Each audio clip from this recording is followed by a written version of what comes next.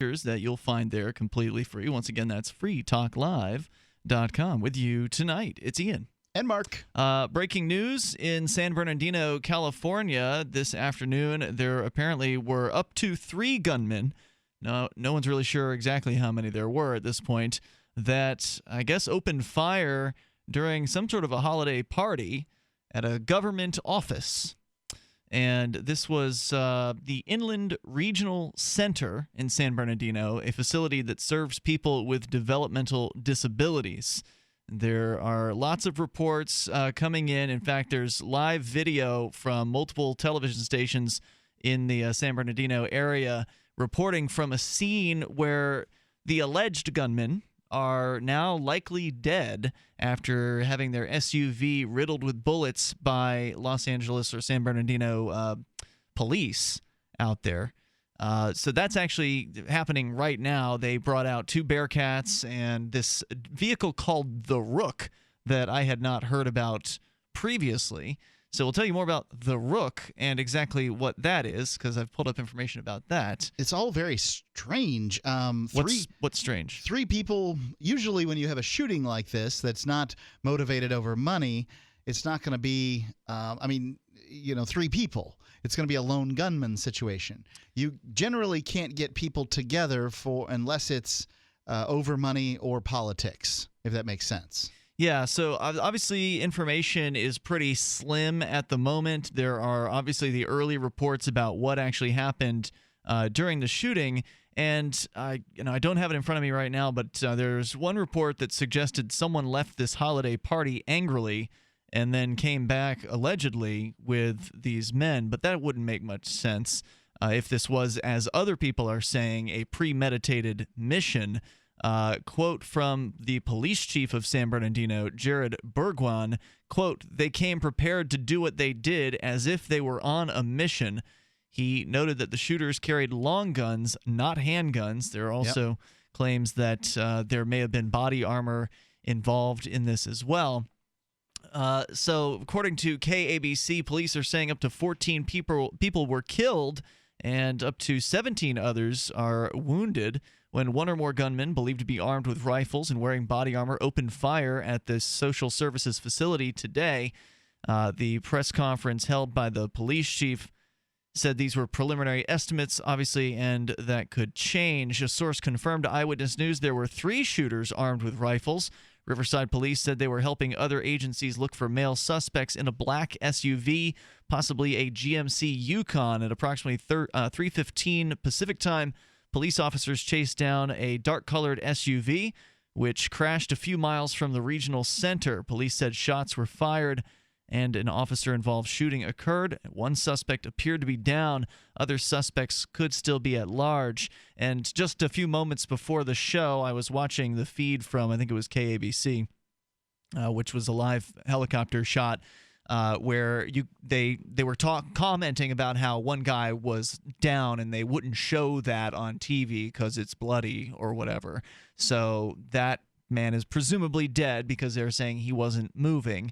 The police had been bloody and not moving. Sounds good. Okay. Yeah, and that was across the street from the SUV that had been riddled with bullets. That SUV was surrounded by 2 Bearcats on either side, and then they brought this thing called the Rook in there, which is like basically a Caterpillar with kind of a build-out onto it. The place where the equipment would normally be, the Caterpillar's device, right? If Either you will. the forklifts or the front end loader or the whatever it would be there. Basically had a stage, sort of a small stage where multiple men could stand with a large shield in front of them. So that's what this thing is essentially a movable large shield, a platform, right? That is shielded.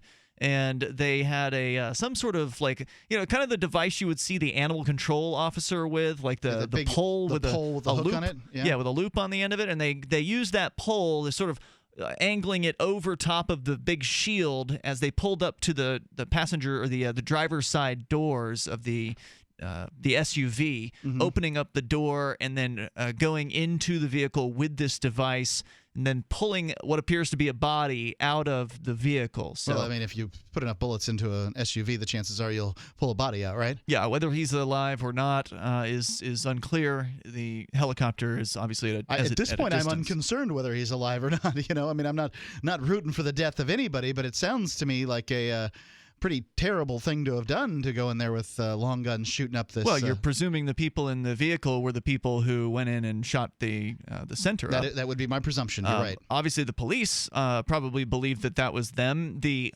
allegation is that there was a shootout, but on the video from KABC, there was an interviewee that they just kind of pulled somebody. Like they got their guy in the helicopter, and then they have their lady on the ground, and so the lady on the ground is just asking people, hey, can you comment? And so one of the folks from the neighborhood there, a gentleman, was interviewed just sort of spontaneously on live television about what he had witnessed.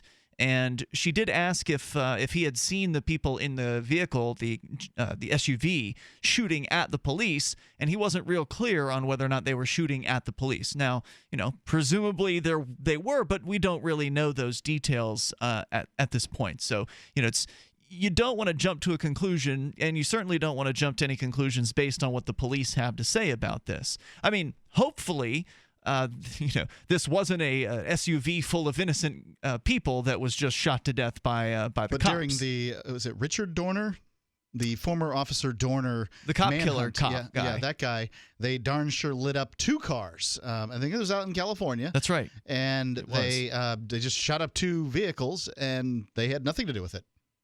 So there's more live footage that's coming in from KABC 7 as this situation continues to develop. But of course, it's worth pointing out here, and I realize that this is it's almost like a broken record, this topic at this point, because these shootings just are so common, it seems like these days.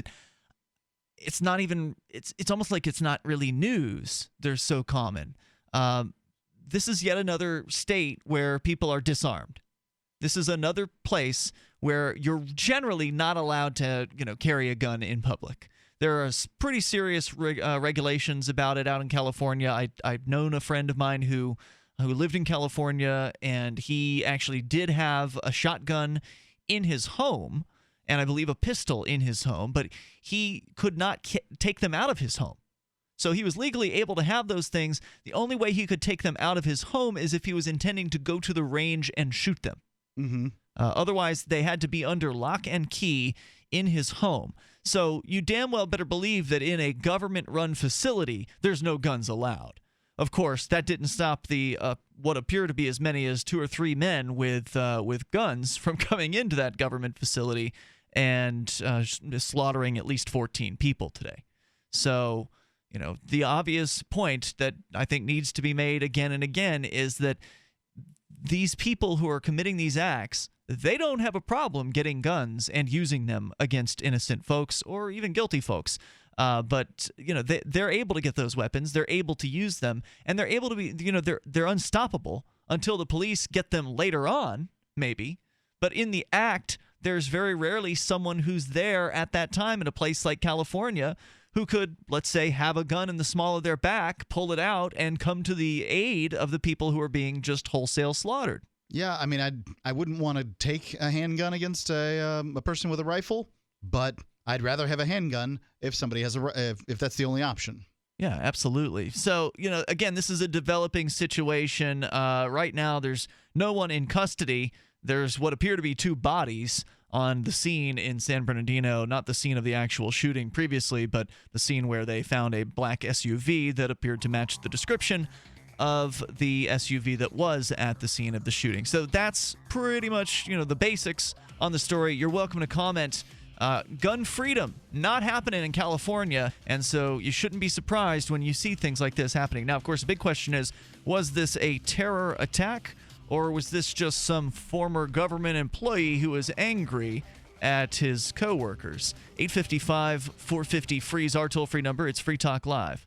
The new 4th edition of Healing Our World, The Compassion of Libertarianism, will take your understanding of liberty to a deeper level and has over 1,300 updated references, new cartoons, and a foreword by Dr. Ron Paul. With discounts for multiple book purchases, the new Healing Our World is a great gift this Christmas for the liberals, pragmatists, environmentalists, and Christians in your life who think libertarianism is cold-hearted. Get yours today at healing.freetalklive.com and use promo code FTL for a $5 discount. There comes a time when you need custom embroidered or screen printed apparel for your business, organization, or a special event. Corporate Casuals has been helping people create great looking logoed apparel for over 25 years. They can produce a single piece or thousands using name brand apparel like Nike, Patagonia, Adidas, and Hanes. Create your logo in their online embroidery design studio or upload your existing logo and they'll turn it into embroidery. Go to corporatecasuals.com/FTL and include FTL in the order notes and save 5% on your order. Did you know that home break-ins increase more than 100% during the holidays? It takes just 10 seconds for an intruder to kick in your door, but police response to a home alarm system is more than 20 minutes, and intruders are in and out of your home in 5 minutes. Thieves know that you're not home and have presents inside just waiting to be taken. And if you are home, how safe will you feel with an intruder lurking inside with your family? That's why police across the country are recommending you use door armor. Proven to withstand the force of a battering ram, Door Armor keeps intruders out. It's easy to install and barely visible, and your door armor is guaranteed for life. Go to InvasionStopper.com for a very special buy one, get one at half-off deal. These savings are for a limited time and only available to GCN listeners. Protect your valuables and loved ones this holiday season. Go to InvasionStopper.com now. That's InvasionStopper.com. Since time began, tyrants have taken aim at personal liberties. Now there's a movie that aims back. The government has no more right to tell us what to put in our bodies than they have to take our guns or tell us what books we can read. 6 drug police were eaten by bears while raiding a marijuana farm. On your knees, you dirty hippie! Jesus. On your knees! What's the problem, officer? Today, many cops who enforce pot laws do so only because it provides them with cushy jobs, good benefits, and a chance to push people around. I was an undercover narcotics officer. The drug war is nothing but a farce. The Second Amendment says you gotta keep you and your gat intact. Guns and Weed, The Road to Freedom. A film by Michael W. Dean and Nima Vadadi. DVD available now at gunsandweed.com or on Amazon. That's gunsandweed.com. Makes the perfect gift. Remember, that's gunsandweed.com. Free Talk Live has partnered with Amazon, the largest internet retailer. Imagine a department store category, and Amazon has it. Books, electronics, office products, furniture, jewelry, automotive, toys, clothing, sporting goods, and dozens of other categories. Now you can shop and support Free Talk Live by entering Amazon through our website. Go to shop.freetalklive.com, and Amazon will send us a portion of your purchase. You're going to do the shopping anyway, so remember to enter through our site at shop.freetalklive.com. That's shop.freetalklive.com. This is your Robertson Roberts Brokerage Daily Precious Metals Update. In early trading on Wednesday, gold is down $10 at $10.60 per ounce. Silver is 10 cents lower at $14.13 per ounce. Bitcoin is trading at $357 US.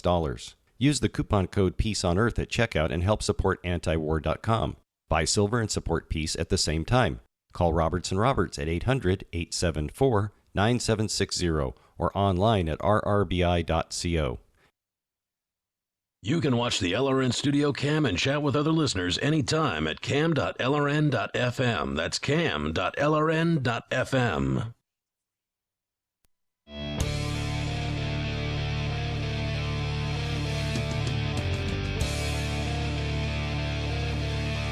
Free Talk Live. Join us. The toll-free number, 855-450-FREE. That's 855-450-3733. We've got, of course, Skype. You can Skype into the show at username LRN.FM.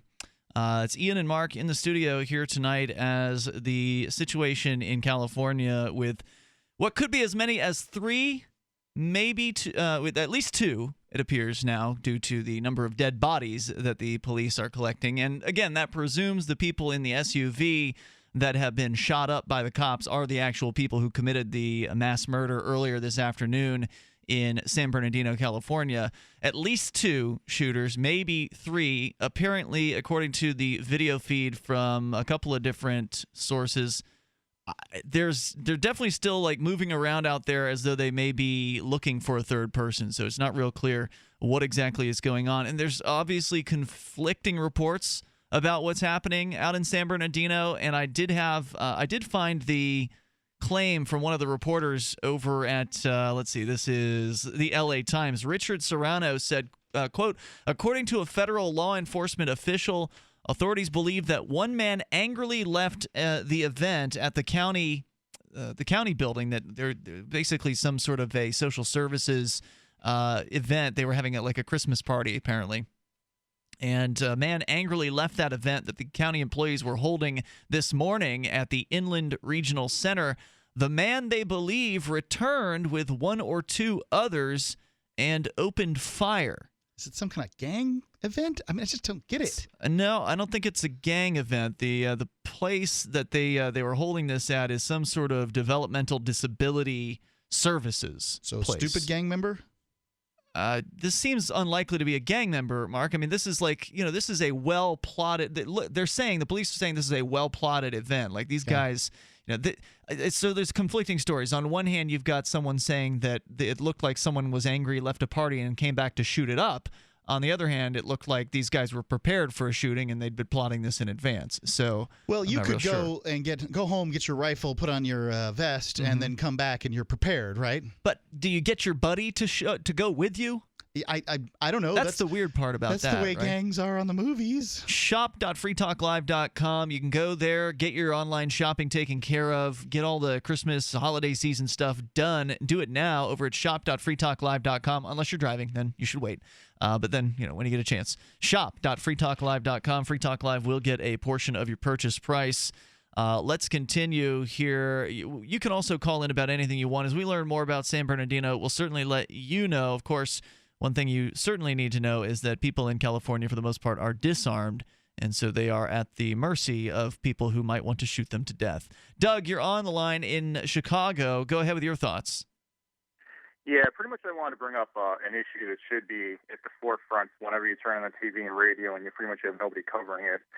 In 2004, I don't know if you heard, a gentleman created internet provider, and FBI actually went after him and they issued him a gag order. They wanted information about one gentleman on the network, and under a gag order, you can't even talk about it to anybody. That's right. And finally, do you know about what I'm talking about here? Did you hear about it? Yeah, I actually have that in my show prep here tonight. We'll definitely talk about that. But what did you want? What are your thoughts? Well, I wanted to get it out there. That way people know. I mean, all too often we have, an issue like that come at the forefront. People never even hear about it on the regular TV, Channel 5 or the radio or, the paper. You never hear about it. I mean, you might hear about it on Free Talk Live. But the information that they wanted are pretty much every web page that the gentleman had been to. And again, we're talking about a guy not convicted, not even charged with a crime. And, when they issue a gag order, you don't actually know. You know what I mean? The company can't talk about it. Yeah, it's scary. And what did it take him, a decade to finally, fighting to finally release this information that they wanted to collect from him? Yeah, 2004, an 11-year period, he had to go to federal court over it. And actually, for anybody that likes to know information about it, all you'll have to do will be go into Google, type in FBI and gag order, and, go under the toolbar for a week, and it should automatically come up there. Yeah, we're going to put it up on our Facebook page here in a little bit, so anybody can just grab it right there or from our Twitter. And, Doug, we'll get into the details on that. Thanks for the call tonight. I do appreciate hearing from you. Yeah, that's definitely something that I wanted to talk about here tonight. But obviously, with this breaking news, we wanted to cover that first. So, it's still not clear exactly, what the motivation of these shooters are. Obviously, we're going to learn more as time goes on about that.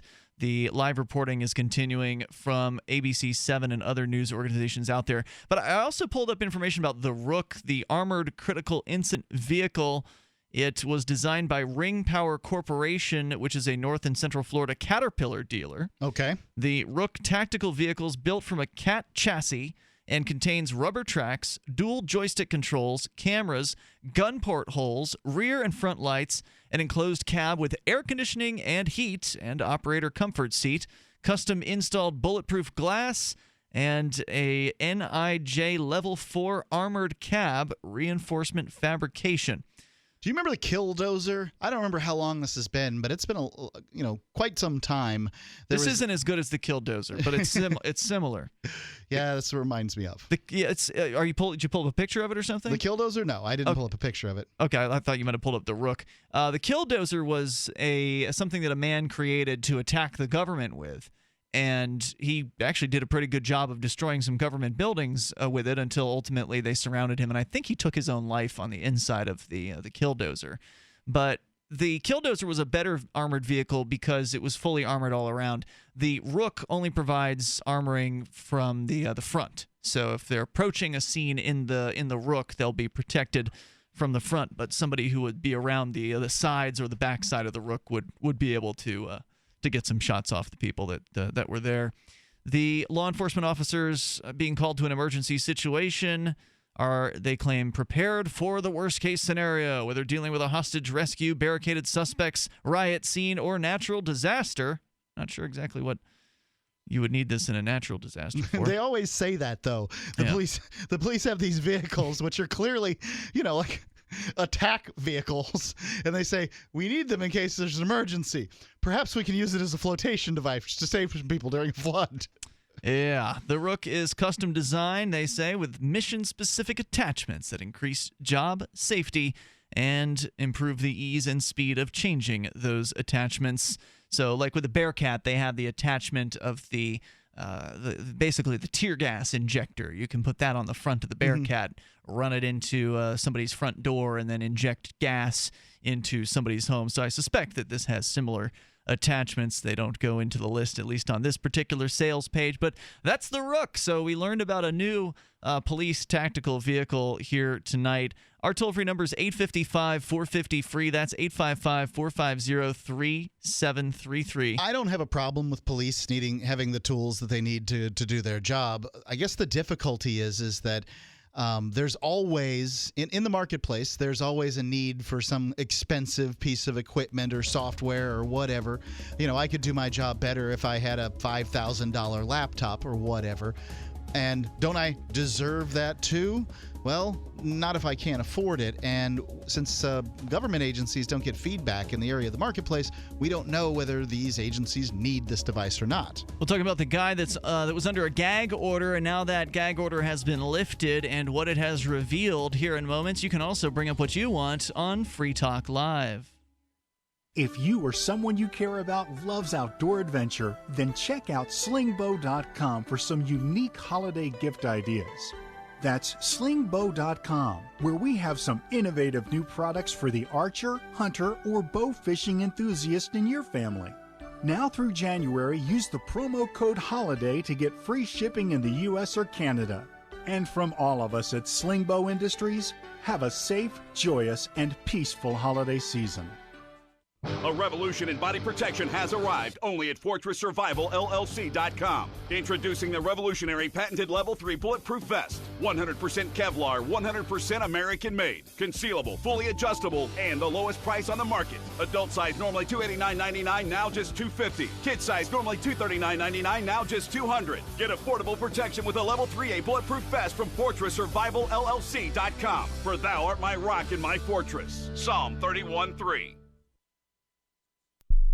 Phone records, financial and location data, Prism, Tempora, X-Keyscore, Boundless Informant. Hey y'all, Scott Horton here for offnow.org. Now here's the deal. Due to the Snowden revelations, we have a great opportunity for a short period of time to get some real rollback of the national surveillance state. Now they're already trying to tire us by introducing fake reforms in the Congress. And the courts, they betrayed their sworn oaths to the Constitution and Bill of Rights again and again, and can in no way be trusted to stop the abuses for us. We've got to do it ourselves. How? We nullify it at the state level. It's still not easy, but the Off Now project of the 10th Amendment Center has gotten off to a great start. I mean it. There's real reason to be optimistic here. They've gotten their model legislation introduced all over the place, in state after state. I've lost count, more than a dozen. You're always wondering, yeah, but what can we do? Here's something important, something that can work if we do the work. Get started cutting off the NSA support in your state. Go to offnow.org. My name is Jacob Hornberger. I'm president of the Future of Freedom Foundation, which Congressman Ron Paul awarded for having an outstanding freedom website. Write us at fff@fff.org, and we'll send you a free 3-month subscription to our monthly journal of libertarian essays and our booklet, Economic Liberty in the Constitution, which George Mason University economics professor Walter Williams praised in a recent column.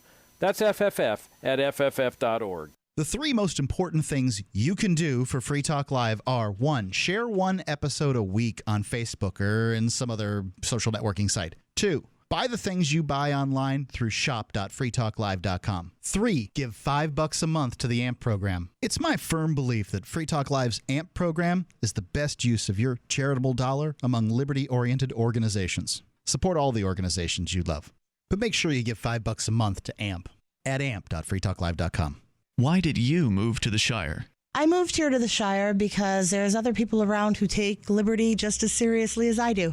I moved to the Shire because I saw videos of people challenging authority and thought that I could get support myself. It called to me, like, do this right now. I wanted to be around people like me who got it, and once I got here, I knew there was nowhere else that I wanted to be.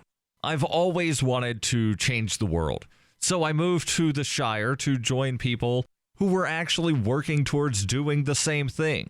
The people here are awesome, loving, and positive. It was for the adventure and for the feeling of something important is happening here, and I just wanted to come to sort of be part of that. Visit ShireSociety.com to read and sign the Shire Society Declaration and learn the reasons why, if you love liberty, you should immigrate to the Shire. Plus, add yourself to the Shire map at ShireSociety.com. That's ShireSociety.com.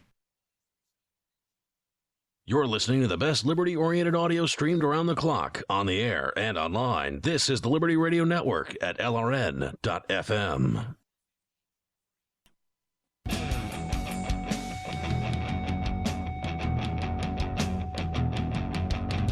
This is Free Talk Live. You can join us here. Our toll-free number is 855-450-FREE. You can comment on the gag order. We're going to get into that, the details on a man who was told that he needed to hand over information about his personal information, about his internet service provider, details on one of his customers, and he was not allowed to talk about the fact that he'd been ordered to do that. Now it's been more than a decade. Finally, he's able to discuss that. So we're going to get into that. You can also share your thoughts on the shooting out in San Bernardino as well. Coming up in February, the New Hampshire Liberty Forum. You can go and join us and Edward Snowden. That's right. a pretty big deal. That's right. Edward Snowden, who will not be there in person because, well, the federal government will arrest him and probably put him in a cage for a long, long time. Because he's the guy who, in case you don't know, rocked the world with the NSA revelations back in 2013 that are still coming out, by the way, from what I understand. There's still information coming out from Edward Snowden. It's sort of being leaked out, trickled out over time. Dribbled out as we find out what lies we're going to be told. Right, and that's a good strategy because, you don't want to overwhelm people with information.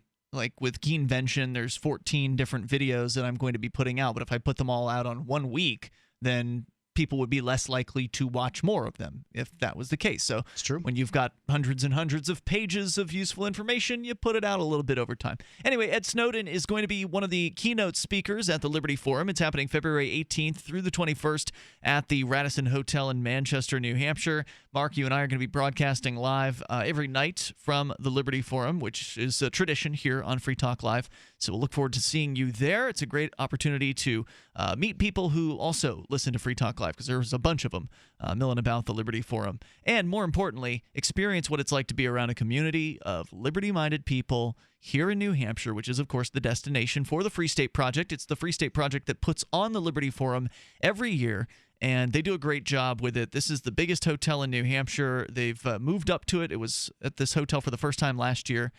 And this is, I think, year number 9 for the Liberty Forum. So very, very cool, very exciting event. Edward Snowden, one of the keynote speakers. You can learn more about the other speakers over at nhlibertyforum.com and get your tickets now nhlibertyforum.com. Reserve hotel rooms. You're going to want to be there in that hotel. It's just the most convenient way to experience the Liberty Forum. So the situation in San Bernardino continues to develop. The police are still searching for what is an alleged third gunman in a shooting at essentially a developmentally disabled facility, some sort of county-run facility. They were having a banquet earlier today, apparently, and there were at least 2, if not 3 men who came in with long guns and shot the place up. At least 14 people are dead, perhaps as many as 20 have been wounded, and that situation is ongoing. So again, if you learn more about that and you want to clue us in here, because all we're getting is whatever's posted online, and maybe you know more. Yeah, it's not like we're in San Bernardino. Yeah, our toll-free number is 855-450-3733. Men were apparently dressed in ski masks and military gear that were doing the attacks. And as we learn more, we'll certainly let you know. Let's change gears, though, and go to the story that our caller mentioned. David Kravitz writing over at arstechnica.com. The National Security Letter is a potent surveillance tool that allows the government to acquire a wide swath of private information, all without a warrant. Federal investigators issue tens of thousands of them each year to banks, internet service providers, car dealers, insurance companies, as well as doctors, you name it. The letters don't need a judge's signature and come with a gag to the recipient. Are these from the Patriot Act? Yeah, this started at around that time. They started around that time. I was just wondering if it came from there. Because we have been talking about them for as many years, as like a decade here on Free Talk Live. So the gag order forbids the disclosure of the national security letter to the public or to the target, meaning the target of the person that they want the information about from you. For the first time, as part of a First Amendment lawsuit, a federal judge has ordered the release of what the FBI was seeking from a small internet service provider as part of this national security letter they issued to said internet service provider. Do they still have internet service providers, like the little ones? I don't know. Used to be the little guys, and now you're pretty much stuck with the cable company. I know there was a little one here in Keene up until a decade ago, so I don't know what its current status is. There's probably still somebody providing dial-up access out there. Somebody's providing dial-up access. How many they are, I don't know, Mark. You'd have to look into that one. Among other things, the FBI was demanding a target's complete web browsing history, IP addresses of everyone that the person corresponded with, and records of all online purchases, according to a court document unveiled Monday. All that's required is an agent's signature, denoting the information is relevant to an investigation. The FBI has interpreted its NSL... Agent, that's the equivalent of a national police officer. Federal agent. A law enforcement officer saying, I need this information. Right, and so you have to give it to me, and you can't tell anyone that you have received this letter. That's basically how it works. Yeah. The FBI has interpreted its national security letter authority to encompass the websites we read, the web searches we conduct, the people we contact, and the places we go. This kind of data reveals the most intimate details of our lives, including our political activities, religious affiliations, private relationships, and even our private thoughts and beliefs, said Nicholas Merrill, who was the president of Calix Internet Access, in New York when he received said NSL targeting one of his customers back in 2004. The FBI subsequently dropped demands for the NSL stands for National Security Letter. I'm just making sure. Thanks for that. Yeah. And so I have to wonder what the exact threat is on this letter, because if it's a court order and you don't follow it, then it's contempt of court. But this isn't a court order, right? It's just a scary document from the sounds of it. So I wonder what backs this. Anyway, the FBI subsequently dropped demands for the information on one of Merrill's customers, but he fought the gag order in what turned out to be an 11-year legal odyssey just to expose what the FBI was seeking.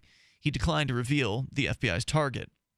The national security letter got a major boost in the wake of the 2001 terror attacks as it became part of the USA Patriot Act. Between 2003 and 2005, the FBI issued 143,074 national security letters, according to the Justice Department's Inspector General report. 143,000. Jamil Jaffer, the American Civil Liberties Union deputy legal director, said that, quote, the FBI has imposed effectively permanent gag orders on tens of thousands of NSL recipients. This kind of secrecy prevents the public from learning how the government surveillance authorities are used, distorts public debate, shields policymakers from accountability for their decisions, and insulates surveillance powers from judicial review. Those things are true. They just don't sound as bad as they are. This is total police state stuff. Yeah, that's exactly what this is. You can't have a functioning democracy or republic. These terms use, one's Greek, one's Latin, both of them using the people as the terminology that they are referring to. The people can't decide on what their government should look like if the people can't get information from their government. If your government lies, obfuscates, and denies you the truth, you cannot vote properly. You're a mushroom. You've been kept in the closet and fed compost. Merrill's lawsuit took 6 years before he was able to say he had received the national security letter. Not reveal what was in it. And just say he received it. Just simply admit that he had received it, which again targeted one of his customers. Litigation continued until Monday of this week, when Merrill was finally allowed to disclose what the FBI was demanding. The government fought disclosure of an attachment detailing what the FBI was seeking, claiming its exposure would harm national security. The judge disagreed. That's what they always say. They might as well say that, because you can get whatever you want as long as you say that. U.S. District Judge Victor Marrero ruled, quote, if the court were to find instead the government has met its burden of showing a good reason for non-disclosure, could Merrill ever overcome such a showing? Under the government's reasoning, the court sees only two such hypothetical circumstances in which Merrill could prevail: a world in which no threat of terrorism exists, or a world in which the FBI, acting on its own accord and its own time, decides to disclose the contents of the attachment. So he ruled that the attachment could be revealed, that the letter could be revealed to the public 11 years later. And how much money do you think this guy spent on this case? Justice's terrible swift sword. Our toll-free number is 855-450-FREE. That's 855-450-3733. You can share your thoughts on the so-called national security letter. It's Free Talk Live. Have you become a slave to big tobacco? Have they taken away your money, your health, and even your freedom, forcing you to stand out in the cold this winter? There's an alternative. With the help of Jimmy the Juice Man and GiantVapes.com, for less than the cost of a carton of cigarettes, you can make the switch to electronic cigarettes and take back your freedom. At GiantVapes.com, you'll find a selection of high-quality, reasonably priced electronic cigarette hardware kits to get you started, and a selection of delicious, premium, flavored liquid refills from the award-winning Jimmy the Juice Man brand. These aren't the junk you find at your local convenience store or gas station. Use coupon code FTL10 for 10% off your first order of hardware and Jimmy the Juice Man brand liquid at GiantVapes.com, where you'll always get free guaranteed same-day shipping. Break free of the chains of sin taxes and big tobacco. Free same-day shipping and 10% off from GiantVapes.com with coupon code FTL10. That's GiantVapes.com with coupon code FTL10. My name is Bill Bonner, and I have an important message. Right now, the highest levels of government are struggling against an inevitable crisis, but they're about to lose control. When this happens, it will rip our country apart in ways you never imagined, from where we shop to the family you want to protect. Look, I've made predictions like this before. A few years ago, I warned that the housing prices would collapse. Before that, I warned that .com companies would crash, and they did. Those who listened had a chance to save themselves. But this has nothing to do with the stock market. This will affect us all. I've posted a free video at disappearingwealth.com. Maybe you'll disagree with my conclusions, but first you need to watch this video and see the facts for yourself. You can watch the video for free right now by going to disappearingwealth.com. Again, that's disappearingwealth.com. So the protection of life, liberty, and property is what the Free State Project is all about. But it's an effort to move 20,000 people who understand. It's about demonstrating to the entire country that, yeah, we can have a free market, a truly free market. Making it just a freer, great place to live. It's the world's largest voluntarist libertarian community, and it's only getting bigger. That's amazing, to be able to move to a place where other people passionately believe in being free and independent. What the Free State Project is managing to do, though, is to put their money where their mouth is. Physically getting up across the country and saying, let's go someplace and let's demonstrate the power of these ideas. There's a lot of kind of philosophy that surrounds liberty. There's a lot of thinking about it and talking about it. But here in New Hampshire, people are doing it. 101 Reasons Liberty Lives in New Hampshire, a documentary by Free State Project Early Movers. Watch it free at 101reasonsfilm.com. 101reasonsfilm.com. You can listen to Free Talk Live on the radio, podcast, satellite, webcam, and our live streams. But did you know you can listen to Free Talk Live from any phone, anywhere? Add this number to your phone, 213-493-0308. It's a long-distance call, so make sure you're familiar with your phone's calling plan. The Listen Lines are airing the latest episode of Free Talk Live 24 hours a day, including our live shows. Call 213-493-0308. That's 213-493-0308. Radio is the most personal of mediums. I exist right now in your head. If you listen to Free Talk Live regularly, you know me. Free Talk Live is on more than 160 radio stations around the U.S. and has been downloaded on every continent around the world. Hundreds of thousands of listeners with ad packages from $600 a month to $6,000 a month. Imagine what we can do for your business, project, website, or idea. Email me, mark@freetalklive.com. While our satellite channel is free to listen to, it's not free for us. You can help us cover our satellite costs with the chip-in on the right side of the page at lrn.fm.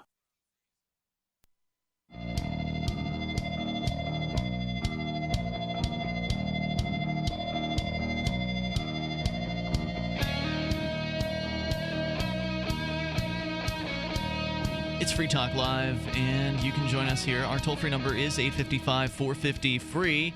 Do you feel like the government should be able to just send, in this case specifically, the executive branch should just be able to send out a threatening letter that demands that you do whatever it is that they tell you to do? That is, give up information about your customers, for instance. Mark, you've got customers, you've got clients here that advertise with us on Free Talk Live, and if the government, some agent from, I've got the actual letter here now, from the Senior Counsel, the National Security Affairs Office of the General Counsel, Martin E. Bowman, sends a threatening letter back in what appears to be 2004. They've only blacked out the name here of the person to whom it was sent and in regards to what it was about. But otherwise, the rest of it has been declassified. This from cryptomy.org. Here's what it says. This is what the letter would say if it was issued to you. Is this the first time we've seen one of these? The first time I've seen one of them. I don't think.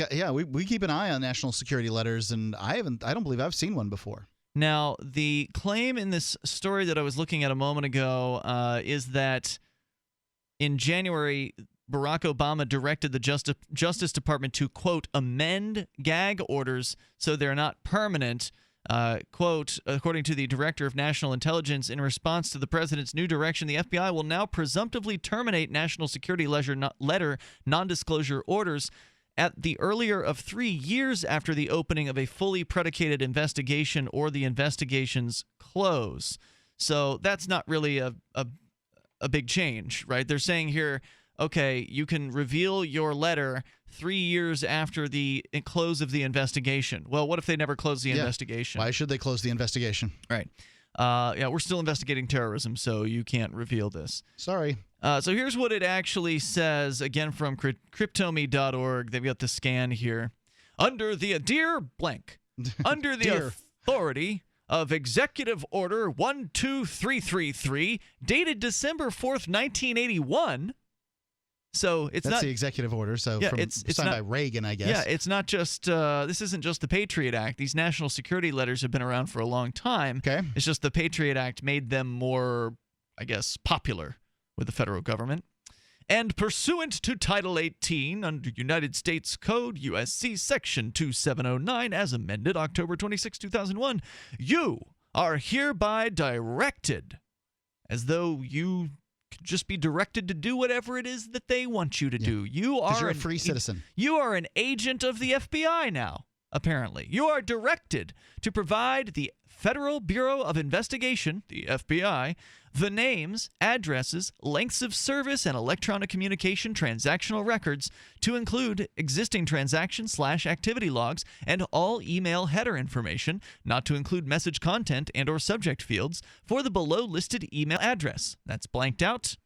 In accordance with Title 18 U.S.C. Section 2709B, I certify the information sought is relevant to an authorized investigation to protect against international terrorism or clandestine intelligence activities, and that such an investigation of a United States person is not conducted solely on the basis of activities protected by the First Amendment to the Constitution of the United States. So I'm certifying that the investigation isn't based on just suspicion because of a person's freedom of speech?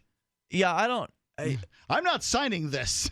Whatever this is, I shan't be signing it. Thanks very much. Yeah, it's hard to run that by. I'm going to run it by myself here again. That's such an investigation of a United States person is not conducted solely on the basis of activities protected by the First Amendment. Okay, yeah. So your interpretation was correct there, Mark. You are further advised that Title 18 U.S.C. Section 2709C prohibits any officer, employee, or agent of yours from disclosing to any person that the FBI has sought or obtained access to information or records under these provisions. You are requested to provide records responsive to this request personally to a representative of the FBI. Now, wait a minute. Is this a direction? That's like an order. You are directed to do something. Has that sound to it, doesn't it? Or is it a request? Because it says here, you're requested to provide records responsive to this request. So first, they're requesting that you provide it personally to a representative of the FBI, meaning call the FBI, meet with them in person, hand over this data. Okay. That's one of the requests. That's pretty clear that they're making a request about that. But they say you're requested to provide the records to this, the responsive records to this request, meaning that the entire thing is a request? That's what it sounds like to me. Or is it a direction? Because there's a direction and then there's a request, and I feel like they're not the same term legally. You should write back to this, request denied, and then send it off to your local newspaper. It's ridiculous. Yeah, I don't know if you should even write back to this. I'm not really giving advice, but yeah, I don't know the best way to handle this. It's either a request or it's not a request. Yeah. And if they write on it, it's a request. I think that there's a what they would consider sort of a good faith assumption on the part of the person who receives it that, hey, you said it was a request, and a request is by its definition something that can be denied. Yep. I am free to deny your request. Supposedly. And I did, because I'm free. Any questions? Now, if this was an order, that would be something entirely different. Yeah. And it's not from a judge. I think that's worth pointing out here. Again, look, I don't respect a man in a robe more than a man in a uniform. To me, they're all men wearing costumes and telling us what to do. But sounds accurate. But by their system, by their rules, the man in the robe can issue an order. And if you don't obey that man's order, the man in the robe will have men with uniforms and guns come and take you and put you in a cage. You'll be charged with contempt of court, That's what which they do. The man in the robe can go ahead and sentence you to anything that the man in the robe wants for contempt of court. It's like this almost unlimited power that men in robes have, and women in robes. So this is not that. This is just a letter coming from an agent of the FBI. Requesting things. Actually, specifically, it's coming from Senior Counsel, National Security Affairs. So it's coming from a lawyer. Martin Bowman is a counselor. That is an attorney for the federal government. As far as I know, in America, lawyers still don't issue orders.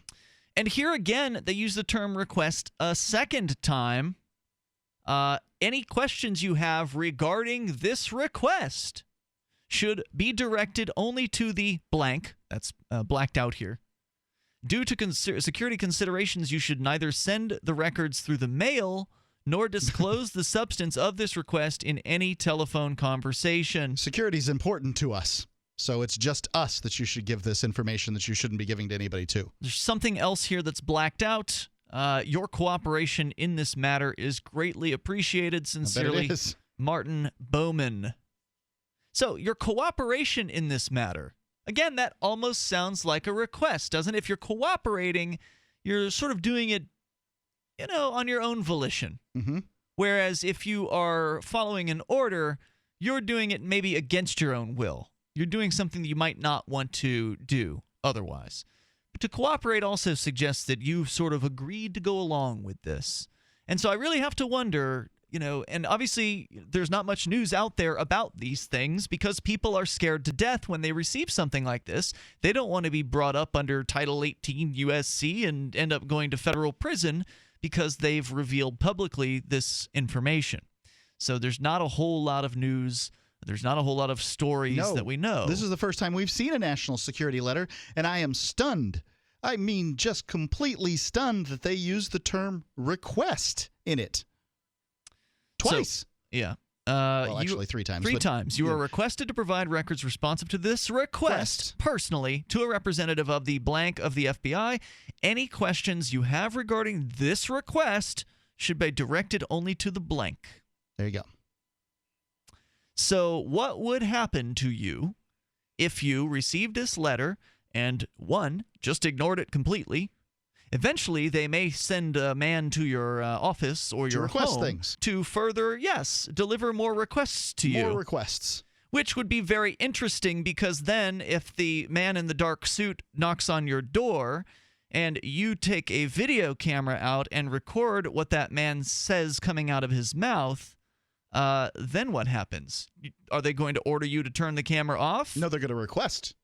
Yeah, right. The thing is with these government guys, words are very important to them. They even take the time to redefine the words that they use that in some cases are different from the common English usage. So, somebody may be listening to us talking about this and saying, oh, well, they just use the word request, but they really mean that you need to tell them everything. But it means something when they use the word request. They make these things very deliberately. These attorneys are trained in the use of words. That's what attorneys are for. Yeah. They use words to lie to you. So I question these national security letters. I think they may just be request letters. I think so. With pretty serious-sounding threats layered in there. What are your thoughts? 855-450-FREE. Is too important a thing to be left in the hands of government bureaucrats, especially when billions of dollars can be created with the swipe of a pen. Overstock.com supports the cryptocurrency movement because it returns the power of an inflation-proof form of money to the people where it belongs. Did you know that you can use Bitcoin to pay for anything Overstock.com sells while enjoying free shipping on orders of 0.211 Bitcoin or more? If you support freedom and the cryptocurrency movement, you should support Overstock.com. Are your kids spending too much time online? Are they gaming instead of doing homework? Are they on Facebook instead of sleeping? Turn their internet access on or off when you want for free at webcurfew.com. 100% web-based interface means nothing to download, install, or configure. Web Curfew is free and controls any device using your home network without slowing down your internet. Block all adult web content with the click of a button. Don't let the internet raise your kids. Take back control of how and when your home internet is used for free. Visit webcurfew.com. If there was a place that liberty-minded people had been elected to political positions and were rolling back government, would you move there? If freedom lovers had secured a 20% voting block and can veto most bad bills, would you move? Well, the time has come to sign the pledge at freestateproject.org. These things have happened in New Hampshire, and you can join us and help. freestateproject.org. Sign up now at freestateproject.org. Did you know that you can listen to and watch Free Talk Live during our live show 7 days a week from 7 to 10 p.m. Eastern via our studio cam at cam.freetalklive.com? Not only that, but you can also chat with other listeners at the same time. Do I need to mention that both the studio cam and chat room are totally free? Outside of Free Talk Live's live hours, you won't see a cam feed, but will hear audio from the Liberty Radio Network. So listen, watch, and chat all free at cam.freetalklive.com. That's cam.freetalklive.com. You're listening to the live edition of Free Talk Live. Hour number 2 is next after the news here on the Liberty Radio Network at LRN.FM.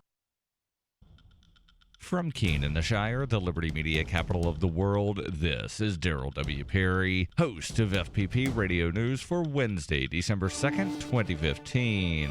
Silver is trading at $14.07 per ounce.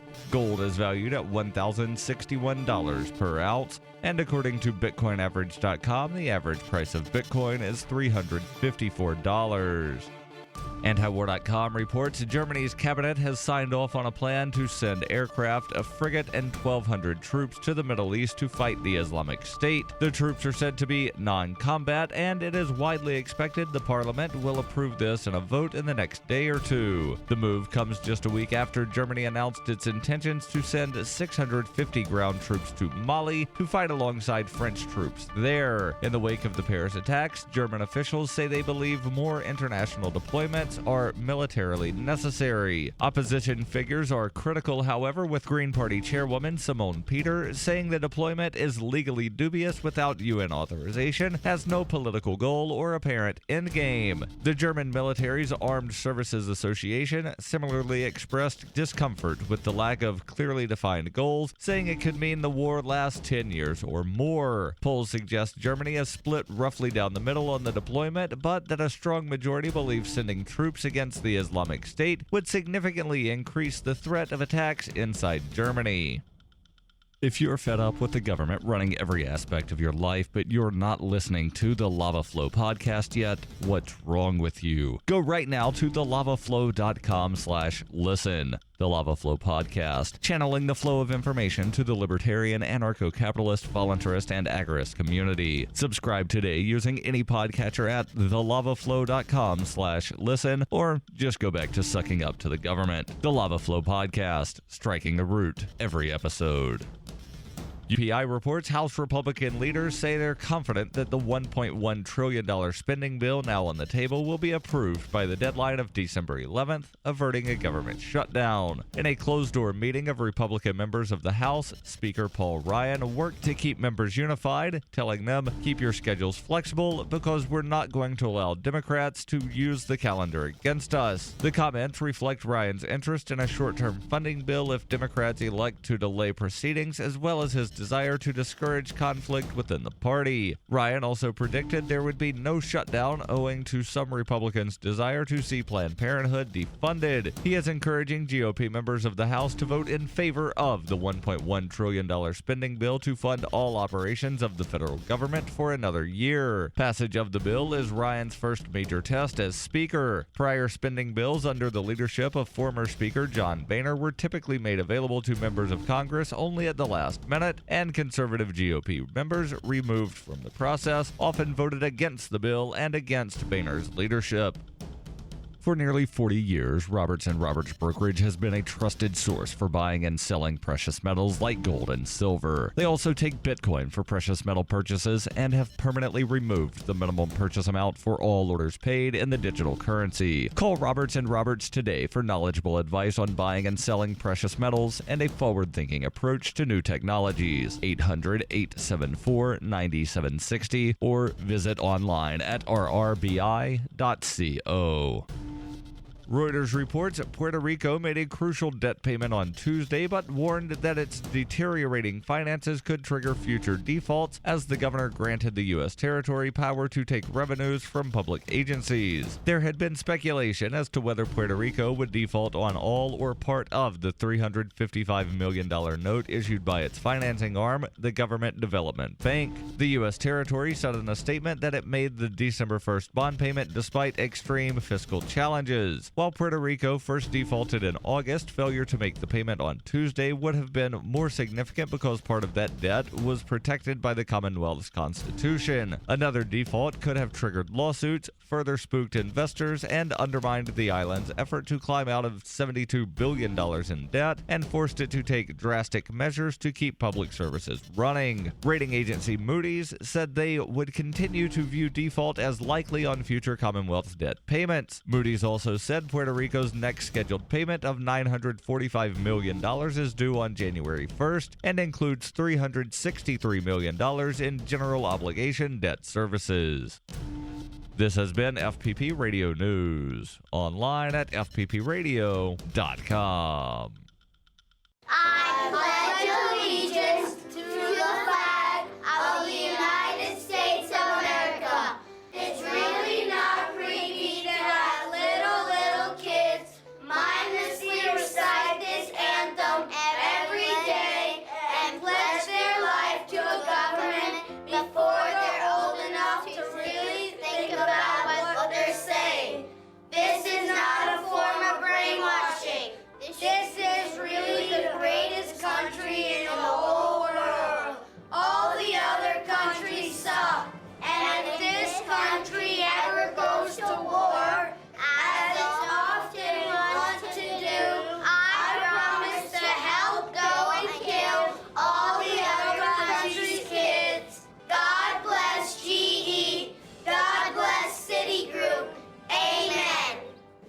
Good, kids.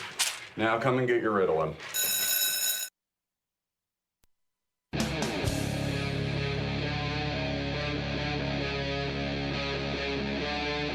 Free Talk Live.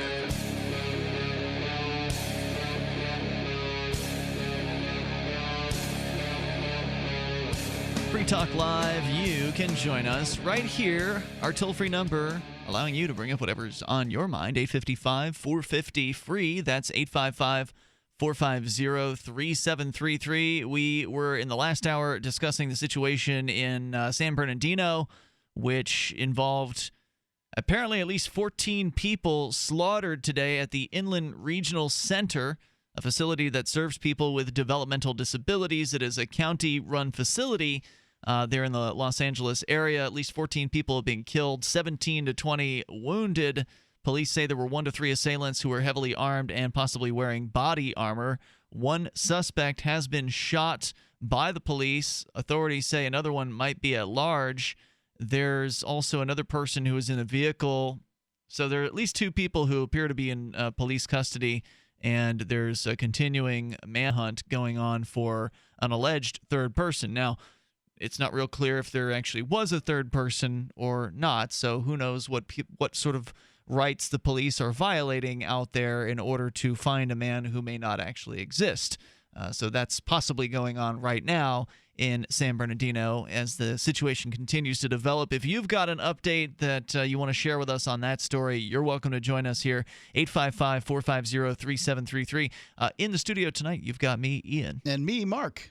So also we were talking about the national security letter, something that has been discussed off and on this show over the last decade. When we first heard about these things, they were pretty scary, and they still are. They are essentially a tool of threatening that the government can issue to whoever it wants. Sounds like a Dungeons & Dragons device. A tool of threatening. Yeah, and it is a letter. I wave at you my tool of threatening. That says that basically you better hand over information. It's usually addressed to people who are in the telecommunications business, looking for records. 128,000 of them, I believe, was the number that they said that they had issued. Yeah, I think That's it was actually more than that. Tremendous amount of them. Yeah, I don't have the number here, but it was at least 120, if not 170,000. There was quite a few, and that was only over like a 2-year time frame, so there's been more than that. In 2004 alone, this according to PBS, the FBI issued 56,507 national security letters, according to the Justice Department figures. The man who challenged this, Nicholas Merrill, is now able to reveal the letter that had come apparently hand-delivered to him from the FBI, according to the story at PBS.org. That's got to be frightening. In 2004, Merrill was then a CEO of a New York-based web hosting firm called Calix. He received the so-called national security letter. The letter asked for what he described as a significant array of information, but because of a gag order, he was legally barred from even speaking about it. But is it really a gag order if it's not an order from a judge? No, it's not. When we read this letter, we actually have the mostly uncensored version of it here. It only censors names and an email address. In this particular uncensored version of the letter, it refers to itself multiple times as a request. When you actually look at the Title 18 United States Code Section 2709, which is what it cites in the letter here, there's more conflict, more language of a confusing nature here. Section A says there's a duty to provide, which means there's an obligation upon you as a telecommunications provider. It says here a wire or electronic communication service provider shall comply with a request. So on one hand, it's being called a request. On the other hand, they're saying that duty. You have to comply, so therefore it is a duty. And how is this duty created? By someone writing Section 18 U.S. Code Section 2709. Simply me being born on this plot of land creates a duty. Yeah, apparently. These, state or the U.S. representatives and senators are the ones who apparently created this so-called duty. You know that from a moral standpoint, they can't do that.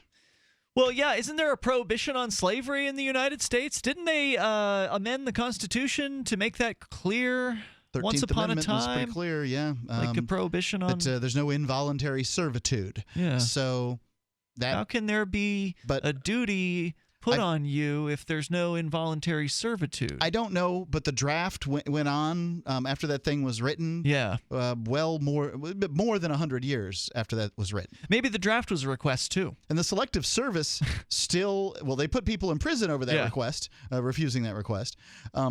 Selective Service still exists. Even though we don't have the draft, they have the bones of the draft structure still in place, suggesting that when they say you have a duty because you were born inside this polygon.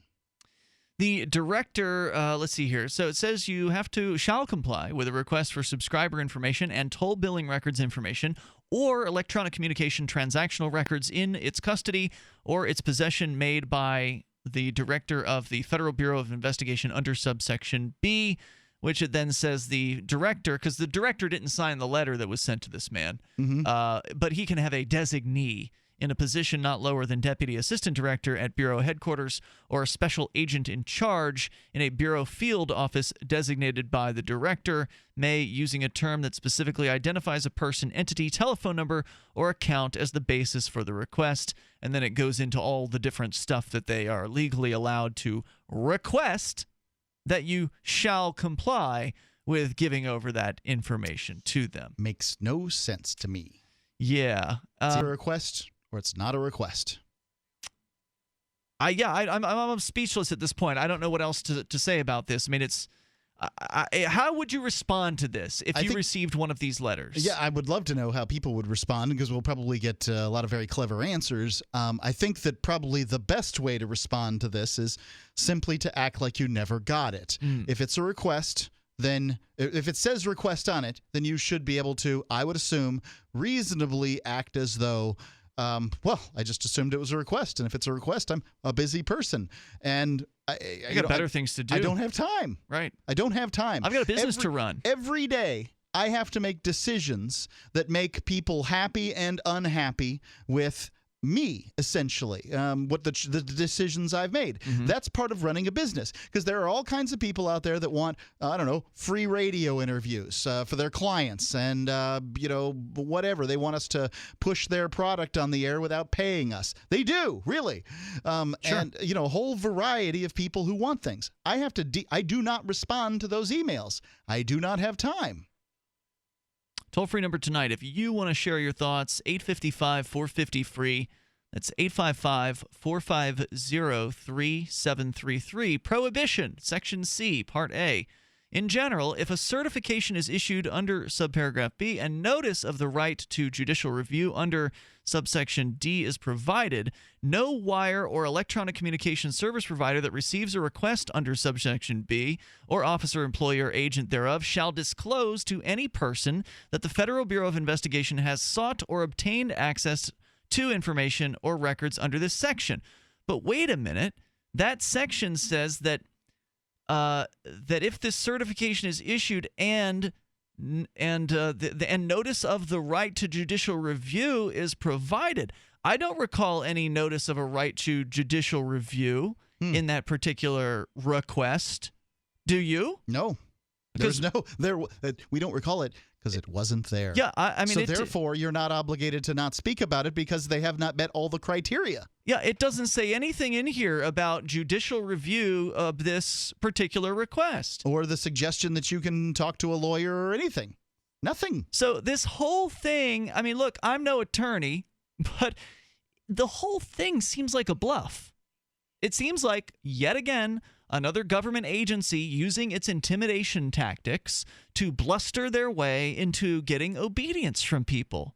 We're the Federal Bureau of Investigation, and you will do as we say, even though if you actually read the statutes that we're citing here, or the ordinances or whatever the hell they call them, code. They call it code because it is confusing as hell. If you read this code, and I normally hate doing this stuff on the air, but I think it's instructive.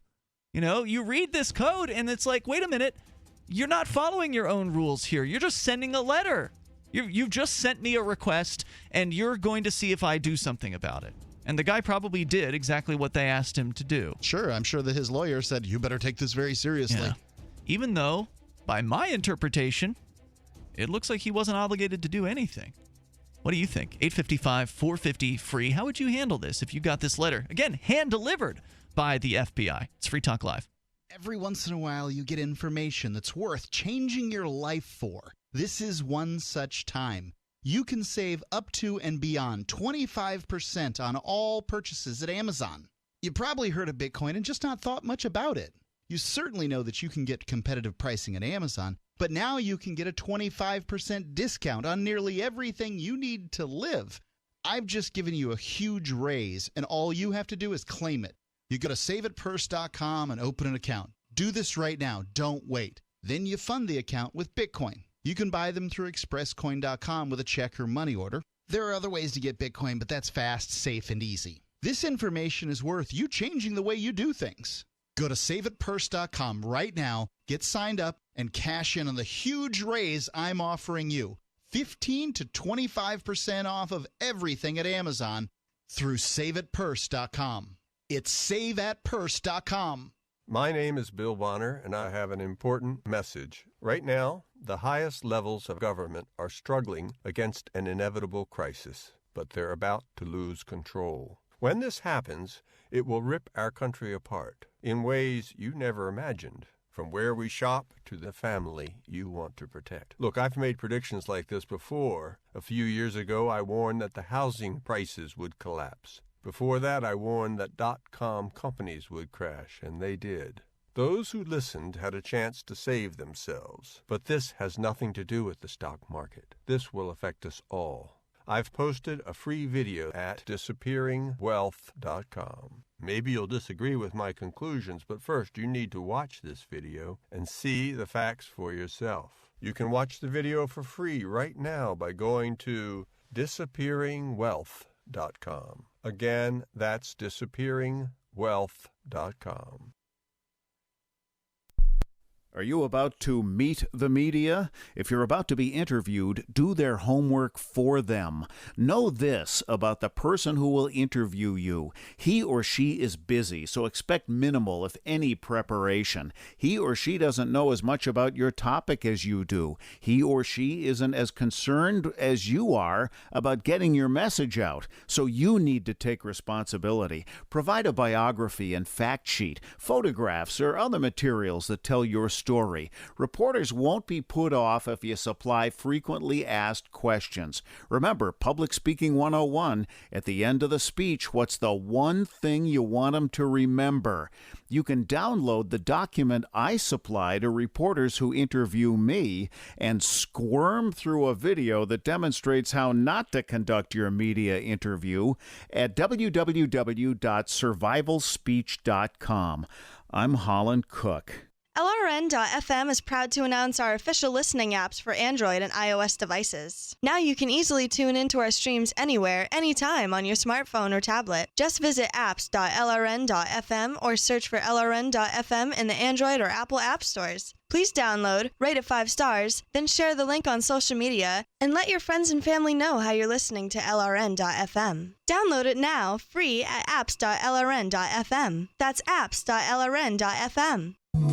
This Your Family Today tip is brought to you by Juicy Juice, 100% juice, providing a full serving of fruit in every 4 ounces. Visit us at juicyjuice.com. When it comes to nutrition, kids need both fruits and vegetables every day to stay healthy and grow. For the ideal mix, your kid should have at least 1.5 cups of any veggie or 100% veggie juice, and 1 cup of any fruit or 100% fruit juice a day. For more tips like these, visit us at parenthood.com/yourfamilytoday. Do you love Twitter? Make sure you favorite the LRN.FM Twitter account so you can receive our tweets at twitter.lrn.fm. That's twitter.lrn.fm.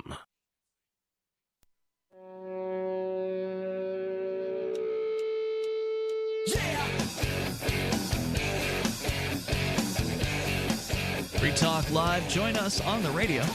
Toll-free number here is 855-450-FREE. That's 855-450-3733. We request that you call and join us here on the radio. We request that you continue listening, which means that we will send men with suits carrying poorly concealed handguns in their waistbands or underneath their arms to scare the crap out of you if you don't. Well, I mean, when the government requests something, they do it in a way that makes it sound like it's not a request. I'm going to have to ask you to get out of the car, son. Right. I'm going to have to ask you to hand over that bottle for a search. This is what the police do on a local level all the time, writ large on the national level. This is the FBI's version of that sort of bluster, puffed up kind of intense sounding request. I'm going to have to ask you to, do whatever. Hand that bottle over. This is one of the things they do with the college students here in Keene. They sure do. See somebody walking down the street with some sort of container of unidentifiable fluid. I'm going to have to ask you to hand that over to me. Well, wait a minute. Did you ask me or are you ordering me? And I'm going to have to ask you to, take off that silly hat and pull off those sunglasses and stop trying to act silly in the middle of the night. I'm going to have to ask you to search your car. That's one of the most common ones. Yeah. So when they say that, they're asking you. It just doesn't sound like it because they deliver it in a intense manner. They are good at, making eye contact with you, and they may have their hand hovering over their gun at the time. So it sounds That's not like meant to be intimidating. No, it sounds like it's not asking. It sounds like an order because we're trained from a very young age to believe that the police are in charge and that they need to be obeyed and that what they say goes and what they say is the law. But a lot of times what they say is just BS. It's a lie. This cop who sent this, or this attorney actually who sent this, wasn't even following the law. He cites some laws. He cites some code. He writes letters and numbers down. And he gets away with it.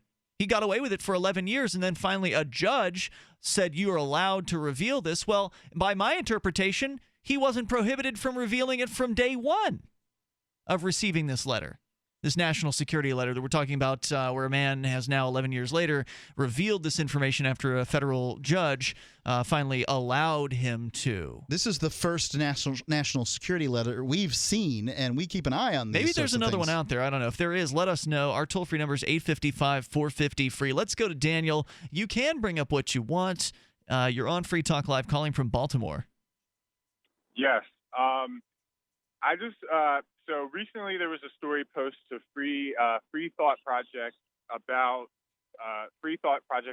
the heroin checkpoint in Harford County, Maryland. And just a brief background. Yeah, this is a big one. A brief background is that they're just observing cars that go past the set point where they sit on the side of the road with canine dogs so that they'll be on hand. And they wait for they basically develop reasonable suspicion akin to if they were sitting in a bad neighborhood or something. And then they use that reasonable suspicion to make the stop right there.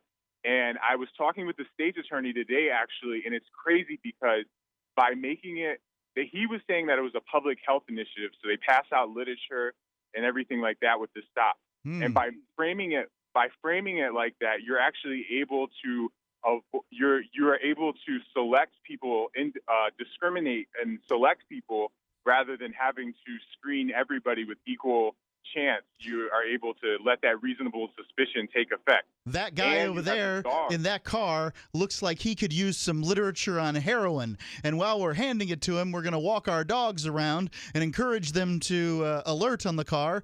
And when they do, we're going to use that opportunity to search. Is that what you're saying? Yes, sir. You guys have it. And I think I'm local despicable. to this area. I grew up there, and I don't think this story is getting enough attention. The state, it's a small local area. It's near Baltimore, though, and in the state, I feel like this is something that you guys should really put your resources behind and figuring out what's behind it, because it's just to let you know, Daniel, you're our resource. We have resources. No, Daniel is our definitely resource. Doing that. Because all we got are you guys. I mean, otherwise we're just guys with Google and a microphone. I mean, that's really all that sets us apart. I often use startpage.com from anybody else. That's true. I mean, I call on the listeners just to take a look at this issue, the heroin checkpoint in Harford County, and it is a flagrant violation, or at least a use of framing. What they're doing is a checkpoint, a drug checkpoint, which has check lines or guidelines per NHTSA that's rooted in stuff that's constitutional, such as officers aren't supposed to have that much discretion. It should be like a supervisory thing with the DUI checkpoints, so that it's a neutral criteria for selection. But if you do it at the level with this thing, by not adhering to those DUI checkpoint guidelines, they're basically like, it almost gives you like an inkling that they would develop that reasonable suspicion without any supervisory neutral standards. Sounds I'll about bet they right. would. And what you said, that was Hartford County? Hartford, Harford, so not like with the T. Okay, got it. Hartford County, over in Maryland, the Heroin checkpoint. How long has this been going on? Was this the first one they've ever done, or is this multiple? Exactly. It's a thing that they just tried out, and they're like, and it's just gotten some bad press. The ACLU, I think, came out against it. But yeah, so I mean, and we usually don't get news out here, so that's how the fact that it got some national attention, it says something. Daniel, thanks for calling, and thanks for sharing that with us here tonight. They were on the Facebook recently, on I think one of the local groups here in New Hampshire. Some of the Free Staters were taking credit for no longer having DUI checkpoints in Manchester. I guess there wasn't one this year, or something like that. There was a bunch of them. It's a good thing. There was a bunch of them last summer, and I don't know if it was because of them. Maybe the federal government's money dried up for checkpoints. I don't know about that, but you know what? You might as well take credit for it. I mean, certainly the liberty activists were out there, and they were interdicting on these checkpoints, converging upon them with dozens of liberty activists and cop blockers, and making life more difficult on the police performing them. Well, this is a difficulty, right? Like, you want to always tell the highest truth, and I'm for that. I think that's it's an admirable thing.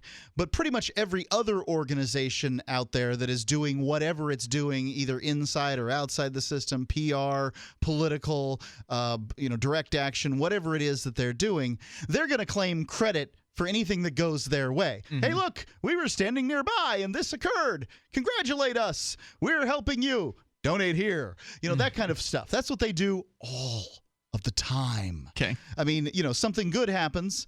You get some kind of Supreme Court ruling. You get 3 emails from 3 separate not-for-profit organizations claiming credit for it, and then at the bottom asking for money. This happens all the time. Well, no one's asking for money here. They're just claiming credit, which... I'll go ahead and ask you for money. We have the AMP program at amp.freetalklive.com. If you like the work we do here on Free Talk Live, if you like the ideas of us spreading liberty to... all throughout New Hampshire, all throughout America, and all throughout the world, please support us at amp.freetalklive.com. All right, our toll-free number here, 855-450-FREE. You're certainly still welcome to comment on the national security letter, which is not an order, at least that I can tell, or the developing situation in San Bernardino with multiple people being murdered today. You can share your thoughts on anything. It's Free Talk Live. So you've got to take a state construction license exam or certification. Can't decide on what book or what chapters to study? Discover right now how you can eliminate unnecessary books and wasted study time. At contractorexam.com, our study materials zero in on state-required test topics in an effective, multiple-choice format. So whether you're a plumber, electrician, general contractor, or other construction-related trade, contractorexam.com will help get you prepared. Visit us at www.contractorexam.com today. Ammo is getting scarce in this country, so it just makes sense to reload your casings. Now with RussianReloads.com. That's right, reload previously unreloadable Berdan primer cartridges by switching them over to an easy-to-do conversion to accept boxer primers with RussianReloads.com. High quality and made in the USA. RussianReloads.com. Recycle that casing. Free Talk Live. Yeah, this would work if there was no government and everything worked the right way. Communism requires central control. There's evidence that the free market works. The marketplace is what has created all of the wondrous things that we have and take for granted in this world. The marketplace is what brings us air conditioning, grocery stores, the internet, all the things that you enjoy, your cell phone, all the things you take for granted. That's not as a result of government. Government slows down and impedes the market. Government restricts freedom and it restricts the marketplace. So, there's evidence that the freer a market is, look at the computer industry, for instance. The more free and the less regulated a market is, the better the innovation, the better the competition, the better the prices, and the better the quality of the products and the services. I mean, we've got evidence to prove that our economic model is sound. And look at all the wealthy people that the computer industry has created. Free Talk Live, 7 nights a week from 7 to 10 Eastern. Live on the Liberty Radio Network at LRN.FM. This is your Robertson Roberts Brokerage Daily Precious Metals Update. In early trading on Wednesday, gold is down $10 at $10.60 per ounce. Silver is 10 cents lower at $14.13 per ounce. Bitcoin is trading at $357 US. Use the coupon code Peace on Earth at checkout and help support antiwar.com. Buy silver and support peace at the same time. Call Robertson Roberts at 800-874-9760 or online at rrbi.co. The 3 most important things you can do for Free Talk Live are: 1, share 1 episode a week on Facebook or in some other social networking site. 2, buy the things you buy online through shop.freetalklive.com. 3, give $5 a month to the AMP program. You likely buy all kinds of things online. Amazon is the largest online retailer. You can get what you need at the same prices with free Super Saver shipping by going to shop.freetalklive.com. Please do your online shopping at shop.freetalklive.com. Hi, I'm Derek J. To me, an activist's calling is to actively work to advance a cause. The cause for which I work is personal freedom. I believe my life is best when I engage in voluntary interactions and self-government. I reject the idea that anyone else has a higher claim to my life or my body than I do. I see people who call themselves the government as a threat to my personal freedom. I realize you may feel differently, but my relationship with the people who call themselves the government is completely involuntary. If Starbucks used some of its money to drop bombs, I wouldn't shop there. So why would I support the American empire? The empire does not require my consent. Derek J's Victimless Crime Spree. Watch it for free and order the Director's Cut DVD at victimlesscrimespree.com. That's victimlesscrimespree.com. Listen to LRN.FM on any phone, anytime. 213-493-0309. That's 213-493-0309.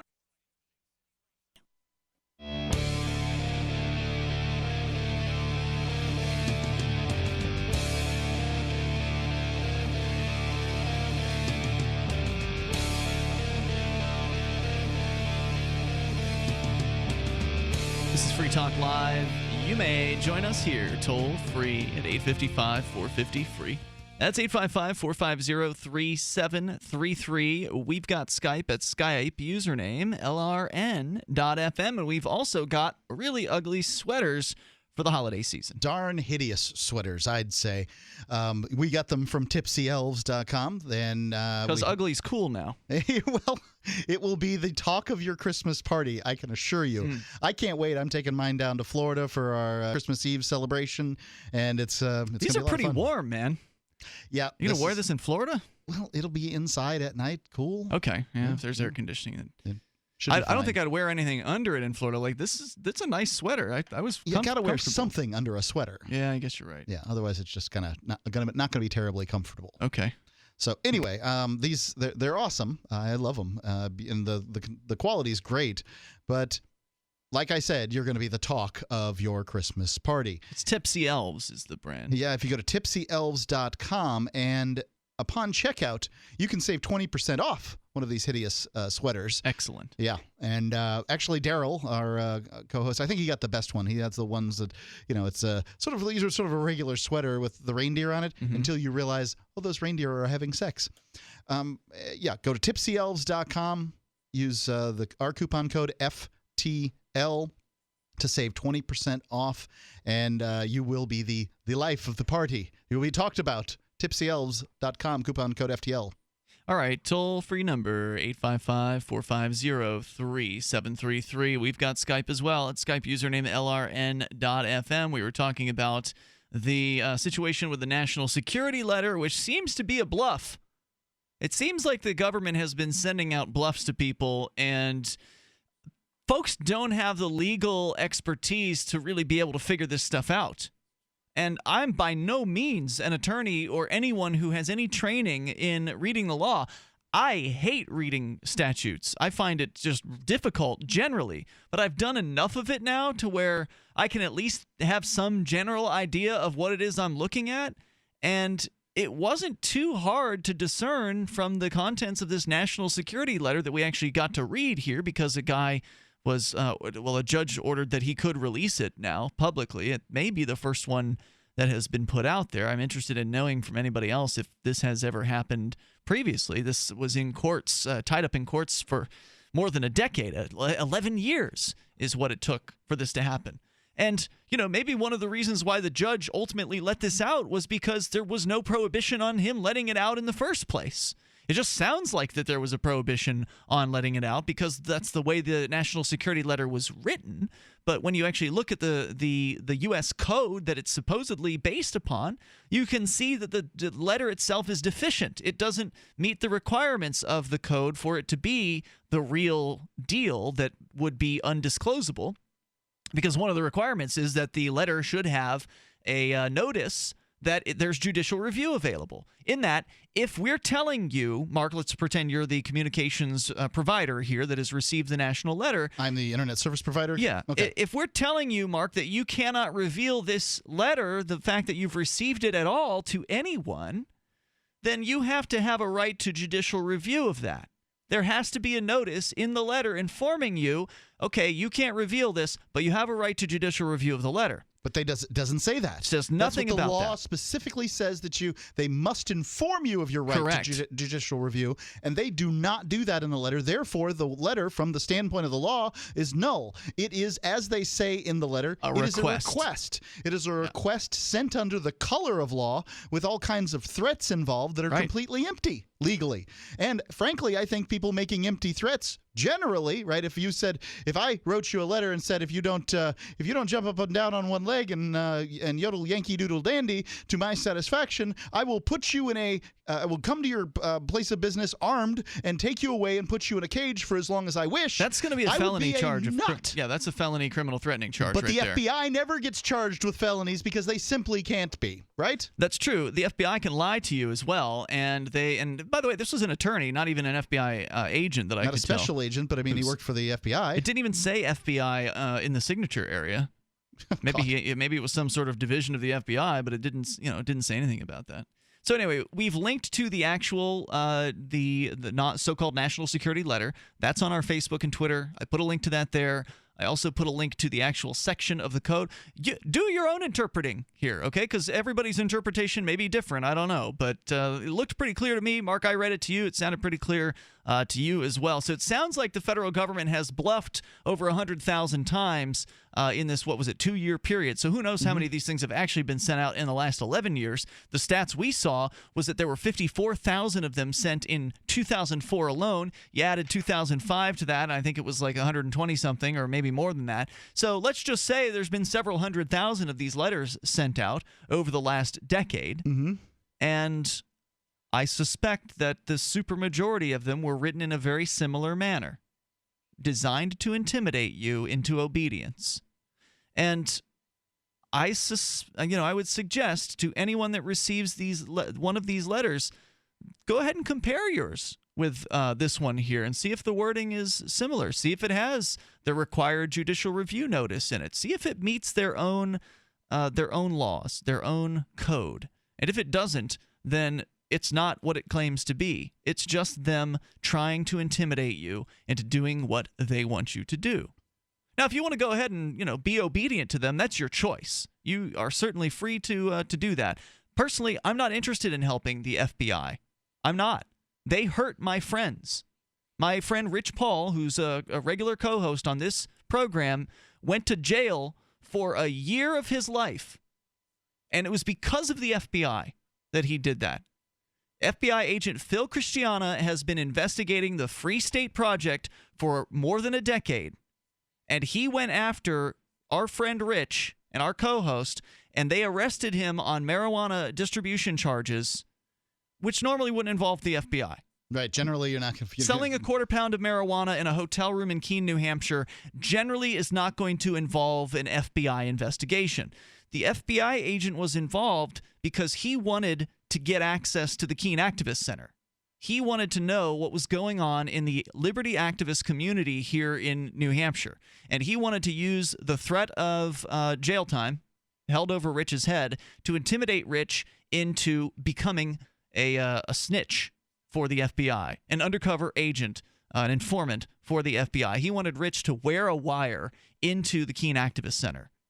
And Rich ultimately refused to do that. And by the way, another interesting detail in this case is they went after a heroin dealer, busted a heroin dealer first, then used the heroin dealer to bust Rich. For pot sales. For pot. Ultimately, letting the heroin dealer free. So the deal for the heroin seller was, okay, you help us get Rich Paul, a pot dealer, and we'll let you go.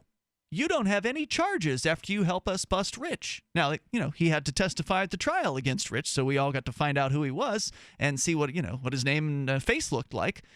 And so he did that, and he was let scot-free, was able to sell heroin to, kids, who knows?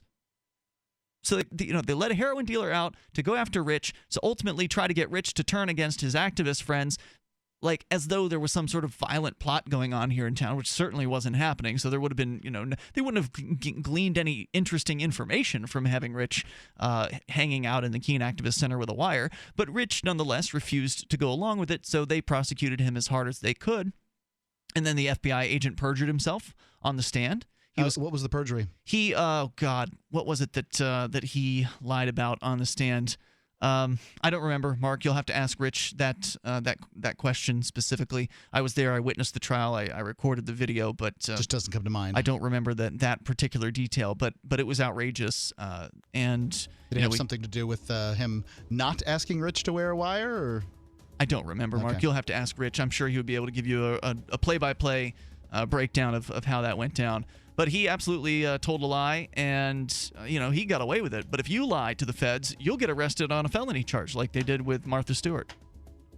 855-450-FREE. That's 855-450-3733. Speaking of felonies, a man's been charged for handing out jury nullification information in Michigan with a felony. All right, listen up, because this is the most important thing you're going to hear all day. What if I said you could make money flipping houses without any cash, credit, or manual labor? And what if I said you could do it part-time from the comfort of your home? Sound unflippin' believable? Hi, I'm Preston Ely, and I'm going to prove it by sending you a free copy of my smash hit-selling book, How to Get Rich in Real Estate. It sells online for $19.95, but I'm giving away 5,000 free copies this week. To get one before they're gone, call 1-800-961-8439. I used to be so broke, I had my electricity shut off 9 times, but I figured out a simple way to make money flipping houses without even breaking a sweat. Now I'm living the good life, and so should you. Listen, if you're sick and tired of stressing about money, this book could change your life. Hands down, it's the fastest, easiest way to get started in real estate. Let me prove it. Call right now to find out how to get your free book. When they're gone, they're gone. Call 1-800-961-8439.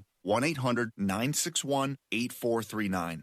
Concerned about harmful contaminants in your water? Look to ProPure, the most trusted name in gravity water filtration systems. ProPure, with the silver-infused Pro 1 G2.0 filter, removes over 200 contaminants, including VOCs, heavy metals, chloramines, pesticides, pharmaceuticals, fluorides, and radiologicals. We don't just say it, we back it up. The Pro 1 G2.0 filter is NSF 42 certified and independently tested to meet NSF 53 and P231 standards. Pro Pure Water, the way nature meant it to be. Clean, crisp, and refreshing. Purchase with confidence in quality, performance, and customer service. Take advantage of our biggest holiday 25% off sale going on now. Visit your authorized Pro Pure dealer or ProPureUSA.com. That's ProPureUSA.com. Or call 800-544-3533. 800-544-3533. If you are successful at what you do, whether you're a doctor, a lawyer, a business owner, or you have a great career, you understand the concept of protecting yourself. Well, are you protecting yourself, your family, and your assets with quality term life insurance? Consider these possible rates. A man age 45 non-tobacco user could obtain $1 million of coverage for as little as $75 a month, and this rate is fixed for the next 10 years. We specialize in policies of $500,000 and above. A man age 50 non-tobacco user may be able to obtain $500,000 of coverage for as little as $115 a month. And this rate is fixed for the next 20 years. We have great rates for smokers too. Call the Term Lifeline now. 800-872-0403, 800-872-0403, 800-872-0403. If you want to know the latest about Free Talk Live before we go on the air, all you need to decide is how you want it delivered. It's your choice. Visit news.freetalklive.com. You can get emailed announcements and participate in contests via our email updates list. Plus, we have a Twitter account that you can follow and a Facebook page where you can become a fan. So visit news.freetalklive.com to get news about Free Talk Live as soon as it's announced and the way you want it delivered at news.freetalklive.com. That's news.freetalklive.com. Are you a political activist who does things that the government might not like? Then this free ebook may save your life. Rats is your guide to protecting yourself against snitches, informers, informants, agents provocateur, narcs, finks, and similar vermin. Rats was written by OG libertarian Claire Wolfe. Rats is a short book, easy to read, and available free in many formats. Download Rats free at rats-nosnitch.com. That's rats-nosnitch.com. If you enjoy LRN.FM, please contribute to your favorite shows via their websites and become an amplifier at amp.lrn.fm. That's amp.lrn.fm.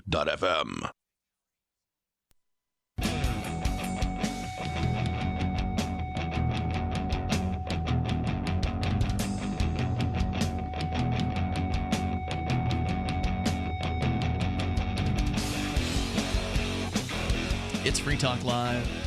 You can join us right here. The toll-free number is 855-450-FREE, 855-450-3733. With you tonight, it's Ian. And Mark. We got news about another person arrested for jury nullification outreach. It's happened again. It's happened in Florida. It's happened in Colorado, in the Denver area, and it has now happened in Michigan. Story from Fox17online.com. We'll get into that. Your calls and thoughts are welcome here. We do have Skype. Skype username is LRN.FM, so feel free to connect with us that way and share your thoughts about whatever happens to be on your mind. A Mecosta man is charged with a felony for obstruction of justice. It's a new one. Normally it's jury tampering, and they did hit him with a jury tampering on this one too. That's a misdemeanor in this case. Jury tampering for passing out flyers about jury nullification rights on the sidewalk of the Mecosta County Courthouse. Keith Wood is 39 years old. He faces these charges after handing out about 50 flyers on November 24th, which the Fully Informed Jury Association wrote, that describe juror rights that are typically not given by judges during jury instructions before a trial. Wood's attorney, Dave Kalman, told Fox 17 the charges are outrageous. I would agree. Especially after Wood posted bond set at, go ahead, take a shot, bond for a felony, obstruction of justice, and misdemeanor jury tampering.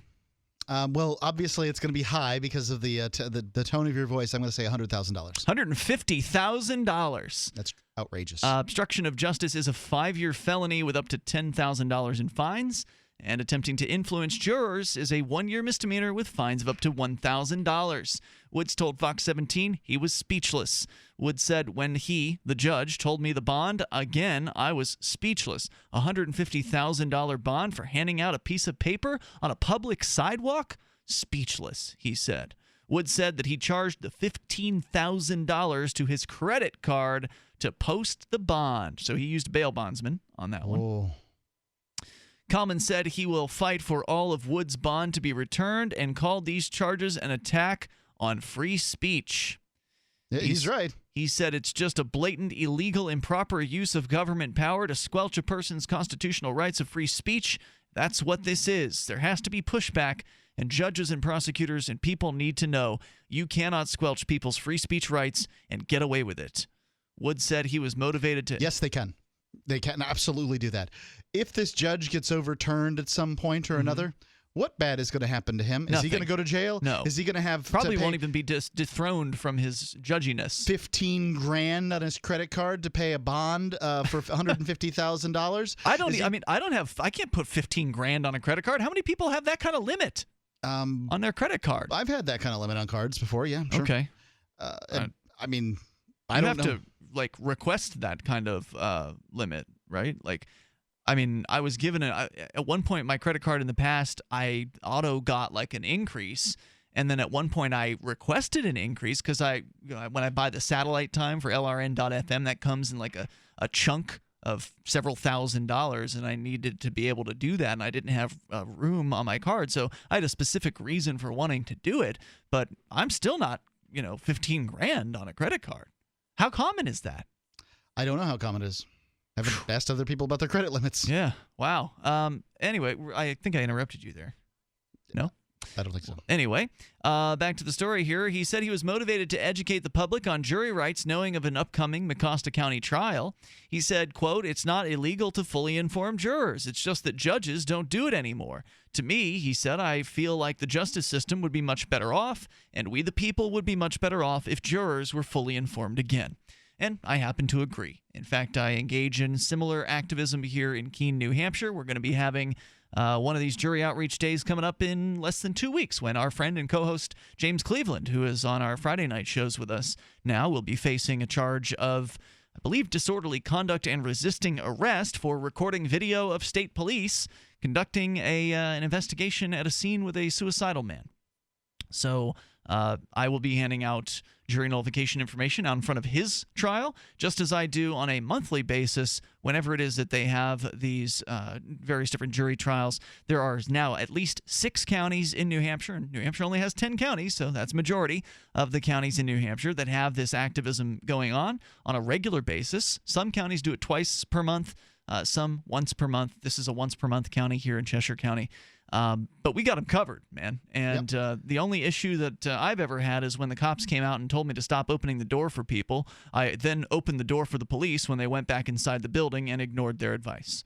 So that was back in 2010, by the way. So it's been 5 years now. They don't bother you, and they're not gonna, because, well, that area has been clawed away from them here in New Hampshire. No, they certainly could. I mean, they could come at somebody and arrest them and go through the same process as has gone through in other states. They would expect 20 jury rights activists out on their doorstep the next time go around, and that's one of the reasons they don't do it. And they probably would get a good attorney take the case pro bono, like the guy who took the Robin Hood case, John Meyer, and whomped him. The brave people that do this, like this gentleman in Michigan, are by themselves wherever they do it. I believe he was alone when they're outside of New Hampshire. And that's why New Hampshire's different. I've been alone here, by the way. I mean, it's by yourself, but that doesn't mean that your backup won't. The cavalry is around the corner.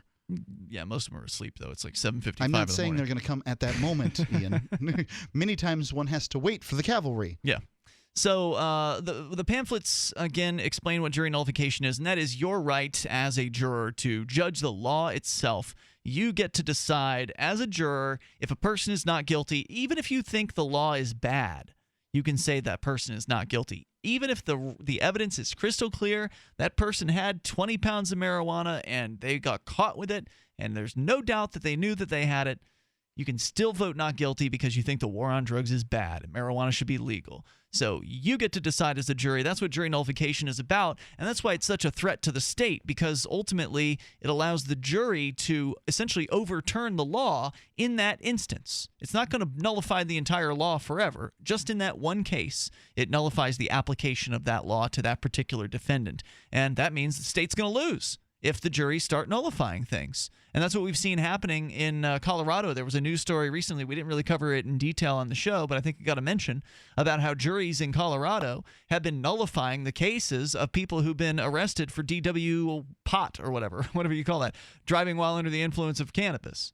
Those cases are being chucked out of court because of jury nullification. Let's go to Andy listening in Texas. You're on Free Talk Live, and you can bring up anything. Go ahead, Andy. Yeah, hey, I was talking to your screener, and he asked me what was my question, and I said, have you ever heard of the term Testilying? And he said, the what? I said, the term Testilying. Have you guys heard of that? Yep. What is that? When a lying cop... lying while under oath. So like what cops do sometimes? Exactly.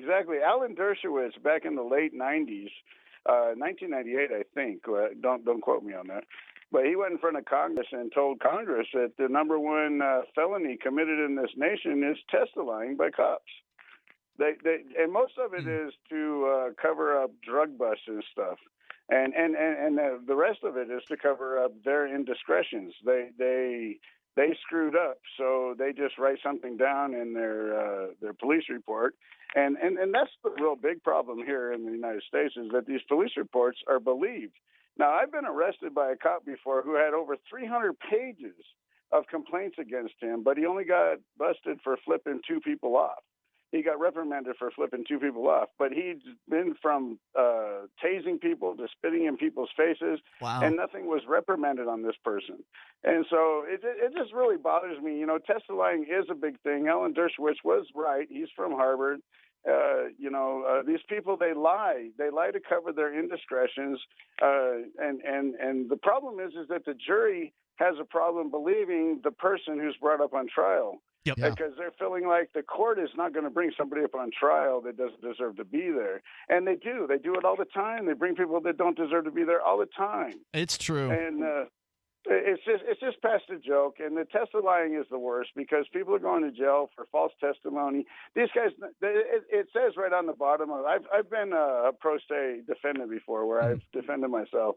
And it says right on the bottom of the police report, because you get discovery, you get to read the police report. And if you don't get discovery, then you have your lawyer telling you what's on the police report, which is absolutely ridiculous. You need to know what's going on against you. I agree. And these guys, you finally get to read the police report, and at the bottom it says, under the penalty of perjury, which is a felony, mind you, and they sign their name to this. And then they turn around and get on the stand and say the same thing or very close to the same thing.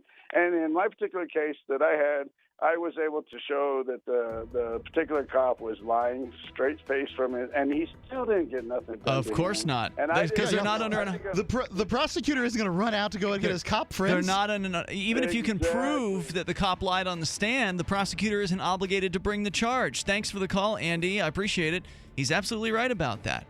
855-450-3733, 855-450-FREE. You can share your thoughts with us here on Free Talk Live, Hour 3 coming up.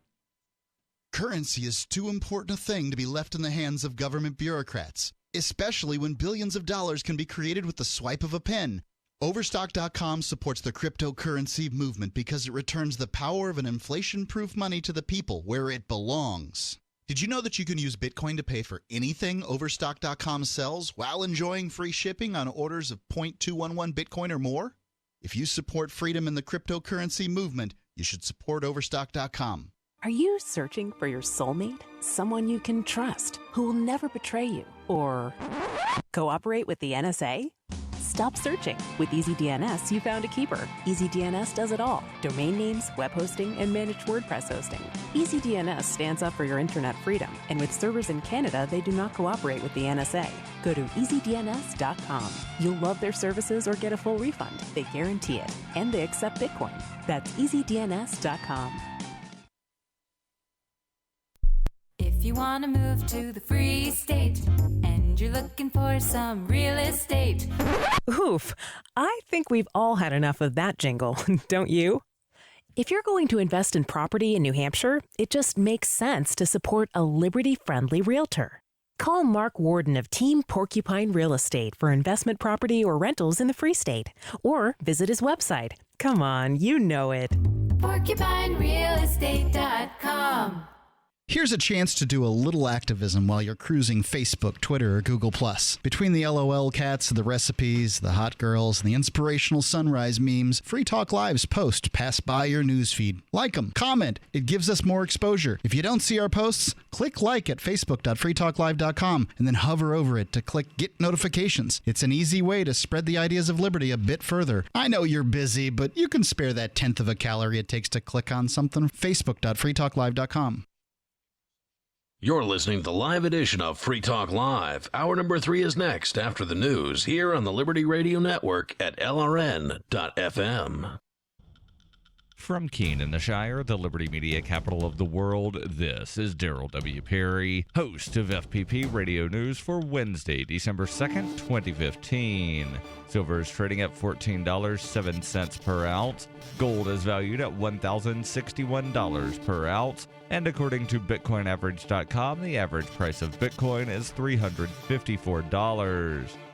Antiwar.com reports Germany's cabinet has signed off on a plan to send aircraft, a frigate, and 1,200 troops to the Middle East to fight the Islamic State. The troops are said to be non-combat, and it is widely expected the parliament will approve this in a vote in the next day or two. The move comes just a week after Germany announced its intentions to send 650 ground troops to Mali to fight alongside French troops there. In the wake of the Paris attacks, German officials say they believe more international deployments are militarily necessary. Opposition figures are critical, however, with Green Party chairwoman Simone Peter saying the deployment is legally dubious without UN authorization, has no political goal or apparent endgame. The German military's Armed Services Association similarly expressed discomfort with the lack of clearly defined goals, saying it could mean the war lasts 10 years or more. Polls suggest Germany is split roughly down the middle on the deployment, but that a strong majority believes sending troops against the Islamic State would significantly increase the threat of attacks inside Germany.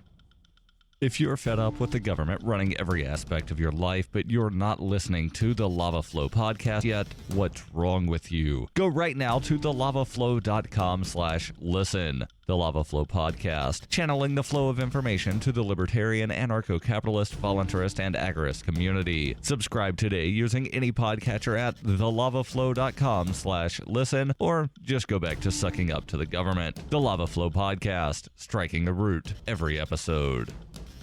UPI reports House Republican leaders say they're confident that the $1.1 trillion spending bill now on the table will be approved by the deadline of December 11th, averting a government shutdown. In a closed-door meeting of Republican members of the House, Speaker Paul Ryan worked to keep members unified, telling them, "Keep your schedules flexible because we're not going to allow Democrats to use the calendar against us." The comments reflect Ryan's interest in a short-term funding bill if Democrats elect to delay proceedings, as well as his desire to discourage conflict within the party. Ryan also predicted there would be no shutdown owing to some Republicans' desire to see Planned Parenthood defunded. He is encouraging GOP members of the House to vote in favor of the $1.1 trillion spending bill to fund all operations of the federal government for another year. Passage of the bill is Ryan's first major test as Speaker. Prior spending bills under the leadership of former Speaker John Boehner were typically made available to members of Congress only at the last minute, and conservative GOP members removed from the process often voted against the bill and against Boehner's leadership.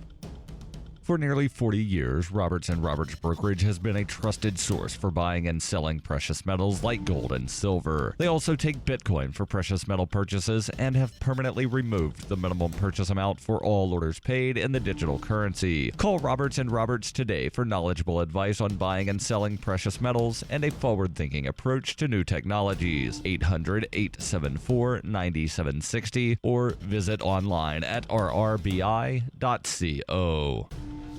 Reuters reports Puerto Rico made a crucial debt payment on Tuesday, but warned that its deteriorating finances could trigger future defaults as the governor granted the U.S. territory power to take revenues from public agencies. There had been speculation as to whether Puerto Rico would default on all or part of the $355 million note issued by its financing arm, the Government Development Bank. The U.S. territory said in a statement that it made the December 1st bond payment despite extreme fiscal challenges. While Puerto Rico first defaulted in August, failure to make the payment on Tuesday would have been more significant because part of that debt was protected by the Commonwealth's Constitution. Another default could have triggered lawsuits, further spooked investors, and undermined the island's effort to climb out of $72 billion in debt and forced it to take drastic measures to keep public services running. Rating agency Moody's said they would continue to view default as likely on future Commonwealth debt payments. Moody's also said Puerto Rico's next scheduled payment of $945 million is due on January 1st and includes $363 million in general obligation debt services. This has been FPP Radio News, online at fppradio.com.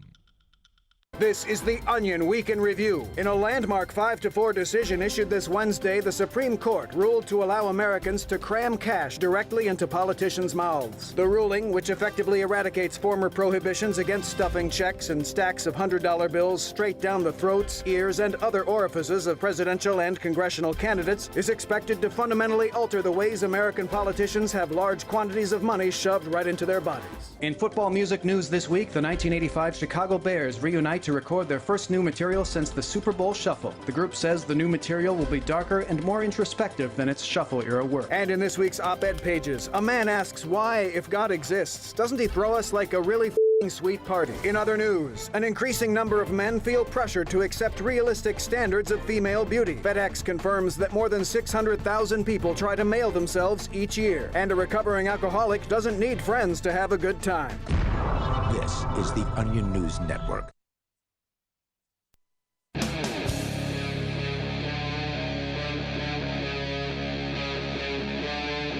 Free Talk Live. Hey, it's Free Talk Live. You may join us here toll free. 855-450-FREE. That's 855-450-3733. Man's been arrested, charged with a felony counts of obstruction of justice and a misdemeanor for jury tampering for the dastardly crime of passing out flyers in front of the courthouse. He wasn't even inside the courthouse. He was outside the Mecosta County Courthouse in Mecosta County, Michigan. He's 39 years old, had to pay a $150,000 bond, which he put on his credit card for $15,000 because I presume that was the 10% that he gave to the bail bondsman. I would point out that this $15,000 is gone. Gone.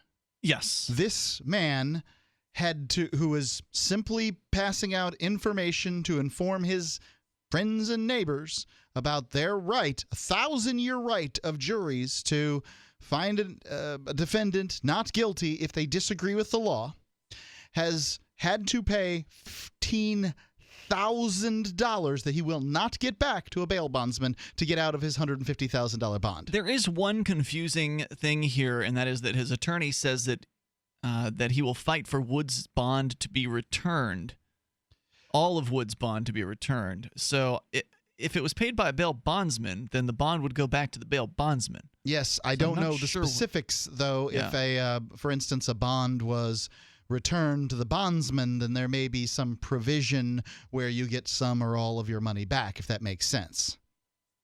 I've never heard of that with a bail bondsman. Normally, well, like have you ever heard of a bond being returned in that way?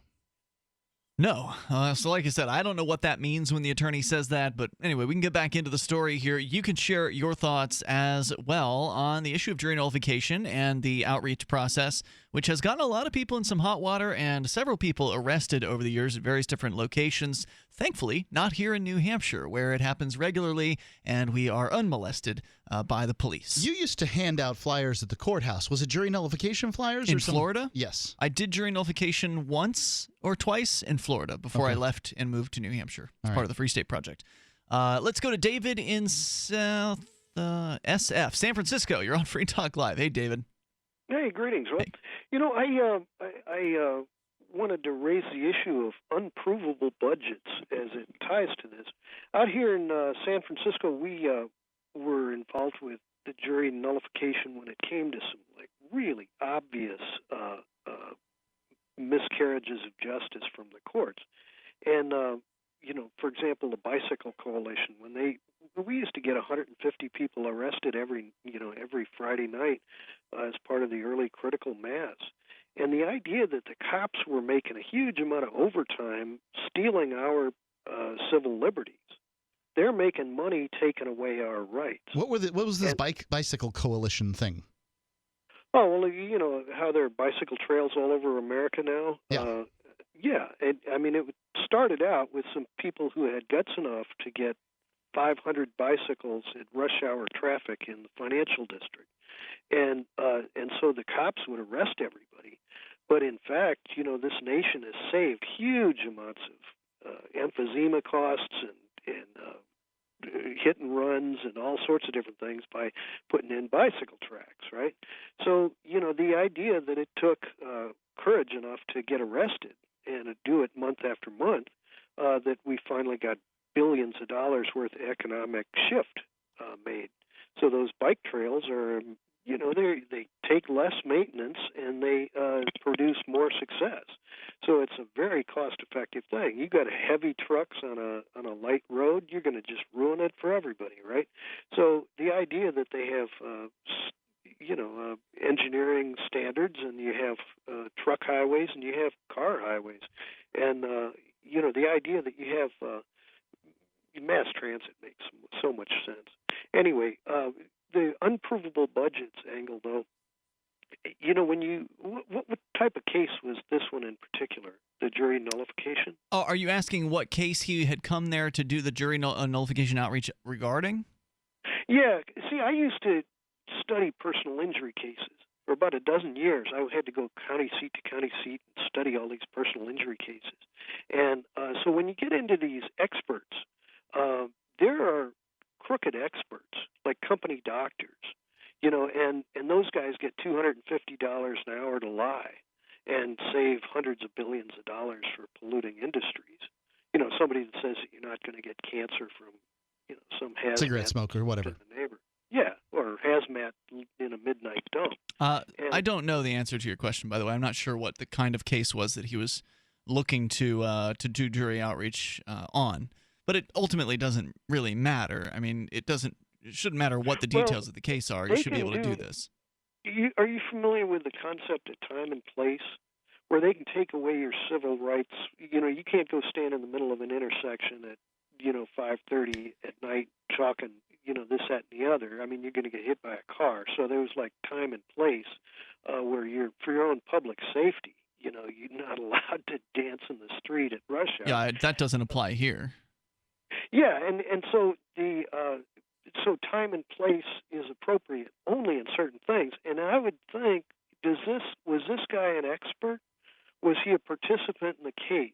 No. Was he a recipient witness? No. Was he an active part of the case? No. Nope. And if he's handing out literature for jury nullification, that's a little more sketchy. I agree with you there. Agreed, yeah. I agree with you there. The defendant, a witness, should never be involved in the jury nullification outreach. Thank you, David, for your call tonight. You don't want to cross that particular line, because then it could be easier to draw the connection to say, okay, you are trying to influence this jury. But as somebody who, if you're a friend of the defendant, then that's not the same thing. You are giving out jury nullification information, which does not advocate a specific result. It is not in any way, it does not meet the definition of jury tampering. To jury tamper means to try to influence the juror, a potential juror, to do something specific in a case. So I want you to vote not guilty because I think this person is blah, blah, blah, blah, blah. Or I want you to vote guilty because I think this guy should go to prison, or whatever. And all of those, whatever excuse or reason, if you're trying to influence the jury to make a specific decision in a specific case, that's my understanding of what jury tampering is. Jury nullification outreach just simply informs a juror of their right to nullify. They get to choose whether or not they are nullifying. It just gives them the awareness of the fact that they can have that choice. That's all. So I kind of wonder, when you say a friend might be able to do it, I mean, a friend couldn't talk to a juror for you. No, you don't want to try. Your friend should not try to influence the juror. I'm just saying the friend could do jury nullification outreach and have, less dirty hands than the actual person who's being charged. Yeah, I think that the person being charged would sort of look bad, right. But I don't think that they're doing anything wrong. And since the jury nullification is simply a right that is not informed to you, when you're not informed of any longer. Wait. No, it would be you would be violating, at least in New Hampshire. I don't know about the rest of the states. I suspect this does exist in other states. You, as the defendant, are not allowed to talk to the juror, to a juror. Okay. Now, if you're talking to a prospective juror, I I'd say things get a little murky there. I don't know what the law says about that. If you're walking into court one day and you hold the door for and say, "Top of the morning to ya," and the person who with whom you're walking in happens to be a juror that could potentially end up on your case at some point, that doesn't make you a bad person, right? No, I don't think so. And I think you could probably get away with opening a door for a juror who was walking into the same door that you were even during your case. I think you could probably do that. But to actually speak to a juror in some sort of meaningful manner would likely violate the rule that says you can't contact the jury members. In fact, after the conviction, after I was convicted in 2010 for civil disobedience here in Keene, this is how I learned about this rule, Mark. I wanted to contact the jurors to ask them about their experience with jury nullification and, what they learned about it and et cetera, in the trial to kind of get some feedback on how effective the outreach was in that case. And the rule was you couldn't do it until 30 days after. So after 30 days, as a defendant, you can then contact the members of the jury. But within that 30-day window, no can do. Interesting. And that's New Hampshire. That rule may vary where you are located. So keep that in mind. 855-450-FREE. More about the jury nullification arrest coming up. Have you become a slave to big tobacco? Have they taken away your money, your health, and even your freedom, forcing you to stand out in the cold this winter? There's an alternative. With the help of Jimmy the Juice Man and GiantVapes.com, for less than the cost of a carton of cigarettes, you can make the switch to electronic cigarettes and take back your freedom. At GiantVapes.com, you'll find a selection of high-quality, reasonably priced electronic cigarette hardware kits to get you started, and a selection of delicious, premium, flavored liquid refills from the award-winning Jimmy the Juice Man brand. These aren't the junk you find at your local gas station. Use the coupon code FTL10 for 10% off your first order of hardware and Jimmy the Juice Man brand liquid at GiantVapes.com, where you will always get free guaranteed same-day shipping. Break free of the chains of sin taxes and big tobacco. Free same-day shipping and 10% off from GiantVapes.com. Giant, VAPES.com with coupon code FTL10. Thousands of people seeking home security get ripped off every day, and the home security industry wants you to believe that's your only option. They've got hordes of salesmen out there trying to scare you into signing one of their long-term contracts. You get stuck writing huge checks month after month with no way out. It's robbery by contract, and it can cost you thousands. But there's a better way to protect your home. Simply Safe Home Security. Simply Safe has no contracts. None. You'll get award-winning 24/7 protection. Security professionals watching over your home, ready to instantly send police to the rescue for just $14.99 per month. That's less than half what most companies charge. Protect your home the smart way. Visit simplysafedefense.com today for an exclusive 10% offer and get a free keychain remote worth $25. Only when you go to simplysafedefense.com. simplysafedefense.com.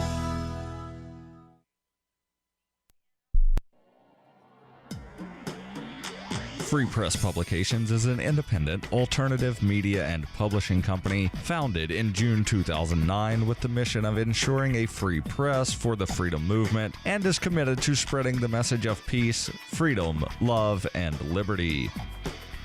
FPP also gives new authors an avenue for publishing freedom-oriented material.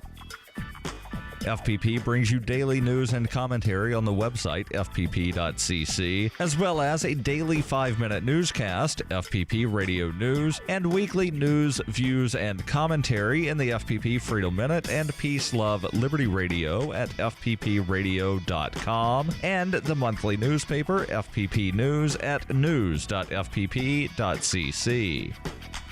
Find FPP online at fpp.cc.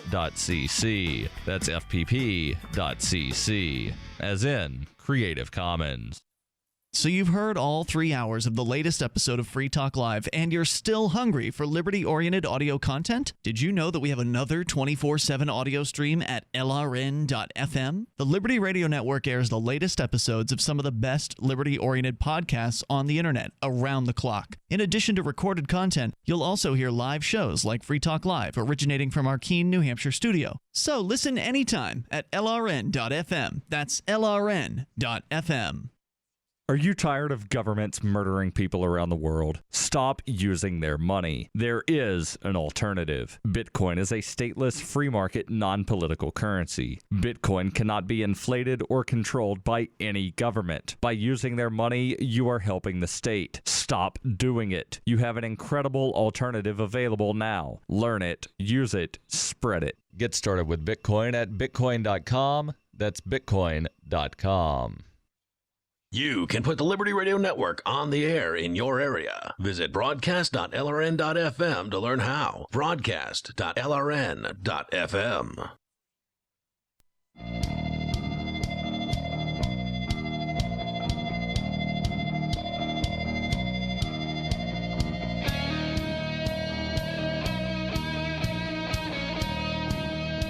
This is Free Talk Live. Join us right here toll free, 855-450-3733. We've got Skype. Go to Skype username lrn.fm. You're welcome to call in that way as well. With you in the studio tonight, you got me, Ian. And me, Mark. Mark, is there a special contest going on? There is. Tell me about it. So we were talking about how you could get a Tiger Light, or this DAD, which is what the Tiger Light is selling now. It's a non-lethal defense product. It's got a pepper spray in it. It's also got a really powerful flashlight. So it's like a flashlight with pepper spray in it. It's really cool. But integrated is a Bluetooth built in to allow for GPS crowd control technology. I'm not entirely sure how it works. I do have one, but I just like the idea of having the pepper spray in my flashlight. It's lightweight, water resistant, durable. It's polycarbonate housing, and it's virtually indestructible. This has a $130 value at tigerlight.net if you want to go take a look at one. We're giving another one away. We gave one away last week to those, we're giving one away now to people who signed up for the newsletter. Sorry, we'll have other contests for you. You can sign up for the newsletter, but at this point, the contest has already been sent out, and so whatever. You'll be eligible for the next contest if you go to freetalklive.com and sign up for our newsletter. But to be eligible for this one, if you go to demo.freetalklive.com, that's demo as in demographic, DEMO, demo.freetalklive.com, and you fill out the demographic survey that we have there. You have an opportunity to put your email address in there to, just give us your email address. Well, if you do that, then you will be entered in to win this device. So go to demo.freetalklive.com. Tell us about yourself. That way, this is information that advertisers want. They want to know, who listens to the show. Tell me about these people. If you have already signed up or done this at demo.freetalklive.com and given us your email address and that sort of thing, you're already entered to win. Please do not go and sign in again with a different email address, because that will be a problem. Right. So you're trying to collect good information. Yeah, I want good information. I don't want the same guy going 150 times with a bunch of different email addresses and that sort of thing. So there you go. Demo.freetalklive.com. All right. So we're telling you the story from Fox17online.com in Mecosta County, Michigan, where a Mecosta County man has been charged with felony obstruction of justice and misdemeanor tampering with a jury for the dastardly crime of handing out flyers about jury nullification. The supposed freedom of speech, your right to say what you want when you're in public property. Classic public forums are government buildings, generally. Now, inside the government buildings, they have more leeway over what you can do. So in the courthouse here in Keene, New Hampshire, there is a court order in place that prohibits the distribution of information inside the court. But that order does not extend outside the courthouse. So I generally will stand right outside of the courthouse doors, opening the door for folks and handing them jury nullification information from nhjury.com. If it's raining, you're out in the weather. It's true. There's a little overhang, but it's not very helpful generally. Fully Informed Jury Association is a great organization. Don't get me wrong, they do great work. But here in New Hampshire, it's so different here. We thought it was important to have our own organization, nhjury.com, because New Hampshire is one of the – I don't know if there – please, correct me if I'm wrong. I don't know of any other states where it's legal to actually talk explicitly to a jury as the defendant in the case. So not outside of the courthouse, but in the courtroom itself, to tell them as a defendant or the defense attorney to explain to the jury what jury nullification is, to talk about what it means, to explain it to them and encourage them to use it. You can do that stuff in New Hampshire. I've seen it done multiple times. There's even a state statute that sort of enshrines the right to do that. Now, it's been kind of overturned by the Supreme Court, but it's still there, and ultimately it hasn't, from what I understand, no one has been prohibited in courts here in New Hampshire from talking about jury nullification. Whereas in other courts, well, if you're outside of the courthouse, you'll be arrested. And certainly if you're a defendant or a defense attorney talking about jury nullification to a jury, they're going to shut you down. There'll be an objection. It will be sustained. And you might even, get called into a contempt of court or a mistrial in order, if you actually bring up jury nullification inside the courtroom. Likely all you say is true. This man was charged with 2 crimes, felony and a misdemeanor, hit with a $150,000 bond. His attorney says he's willing to fight. I don't know if his attorney is taking the case pro bono. It doesn't say that he is here, so who knows? The guy put $15,000 for bond on his credit card. He can afford an attorney. The attorney is taking a pro bono would be my guess. The pamphlets that Woods was handing out specifically discuss jury nullification, which is your right to vote your conscience in a case, as Fox 17 explains, which is one of the nice sides about this. This is the positive side of him getting arrested, is jury nullification is actually getting news coverage now. So instead of reaching 50 jurors, he's now reaching however many people are watching and or reading Fox 17 and in they've West done Michigan. A great job of explaining this, a surprisingly good job of explaining this. Yeah, their explanation here is that it's your right to vote your conscience, also known as jury nullification of law. Jury nullification occurs when a jury acquits a defendant despite evidence because they either believe the law is immoral or wrongfully applied. However, since the late 1800s, many judges have omitted jury nullification from their jury instructions. It's true. They think that they're smarter than you when it comes to the law, so why in the world should you be able to decide what the law says? Though Kalman, the attorney, said it's implied. He says it's implied, it's not overt. This is more overt, and I understand why the judge doesn't like it, okay, but isn't that part of free speech? You allow speech you don't like. Kalman says... No, you don't. Kalman says, well, in theory, that's what you're supposed to do as the government. No, they don't. Kalman said this is a violation of constitutional rights, including freedom of speech. He says it's free speech, for goodness sake. The judge directly ordered him to be arrested for jury tampering, for tampering with a jury that doesn't exist or didn't exist, because I guess they hadn't been selected yet at that point. So there wasn't even a jury. How can you tamper with the jury when we don't know who the jury is? So he says, wrap your head around that. Back on November 24th, Woods said the magistrate, the then other court personnel and deputy came outside 3 times asking him to come into the courthouse because the judge wanted to speak with him.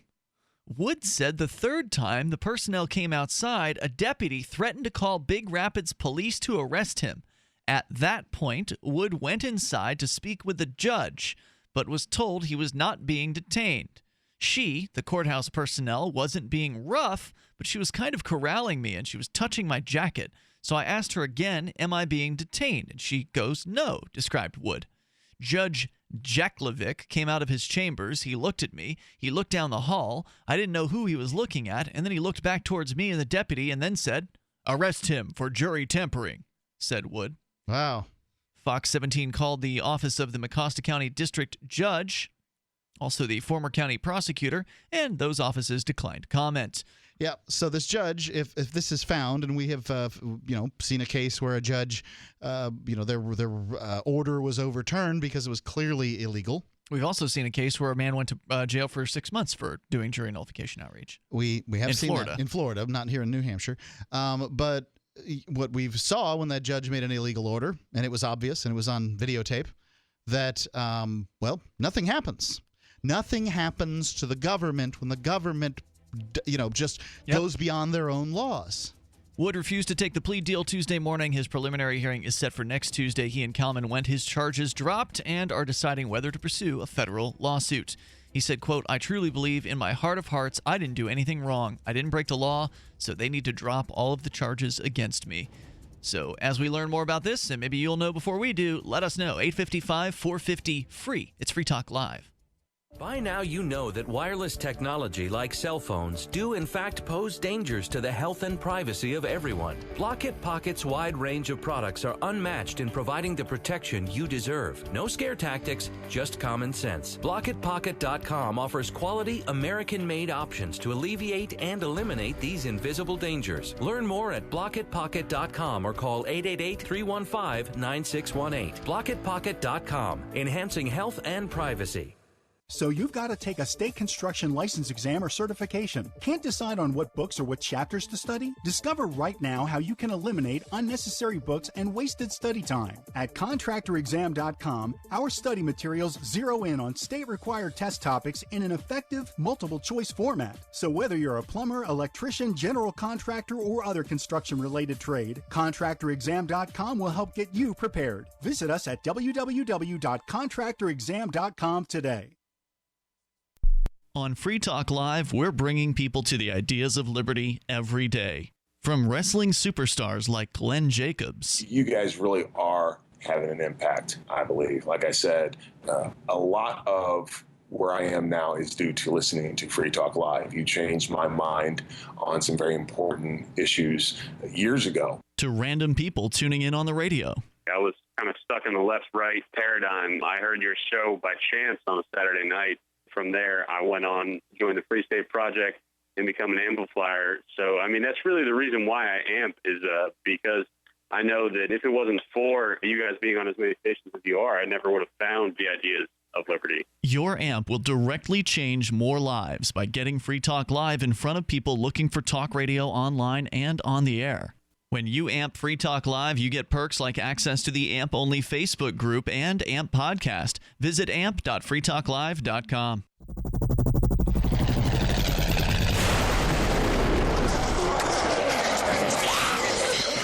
In Survivor Max 2, School Bites, Max must scavenge through a wasteland swarming with the undead. Desperate to find the medicine he needs, he discovers a community of survivors at his former school. Has he finally found the safe haven he's been looking for, or will he discover that school bites?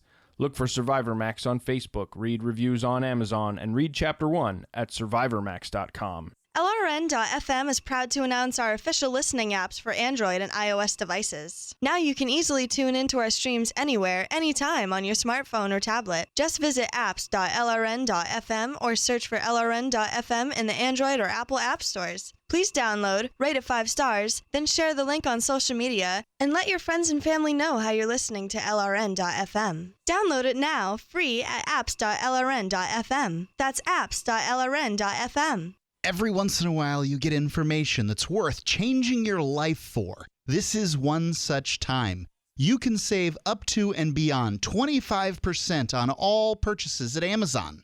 You probably heard of Bitcoin and just not thought much about it. You certainly know that you can get competitive pricing at Amazon, but now you can get a 25% discount on nearly everything you need to live. I've just given you a huge raise, and all you have to do is claim it.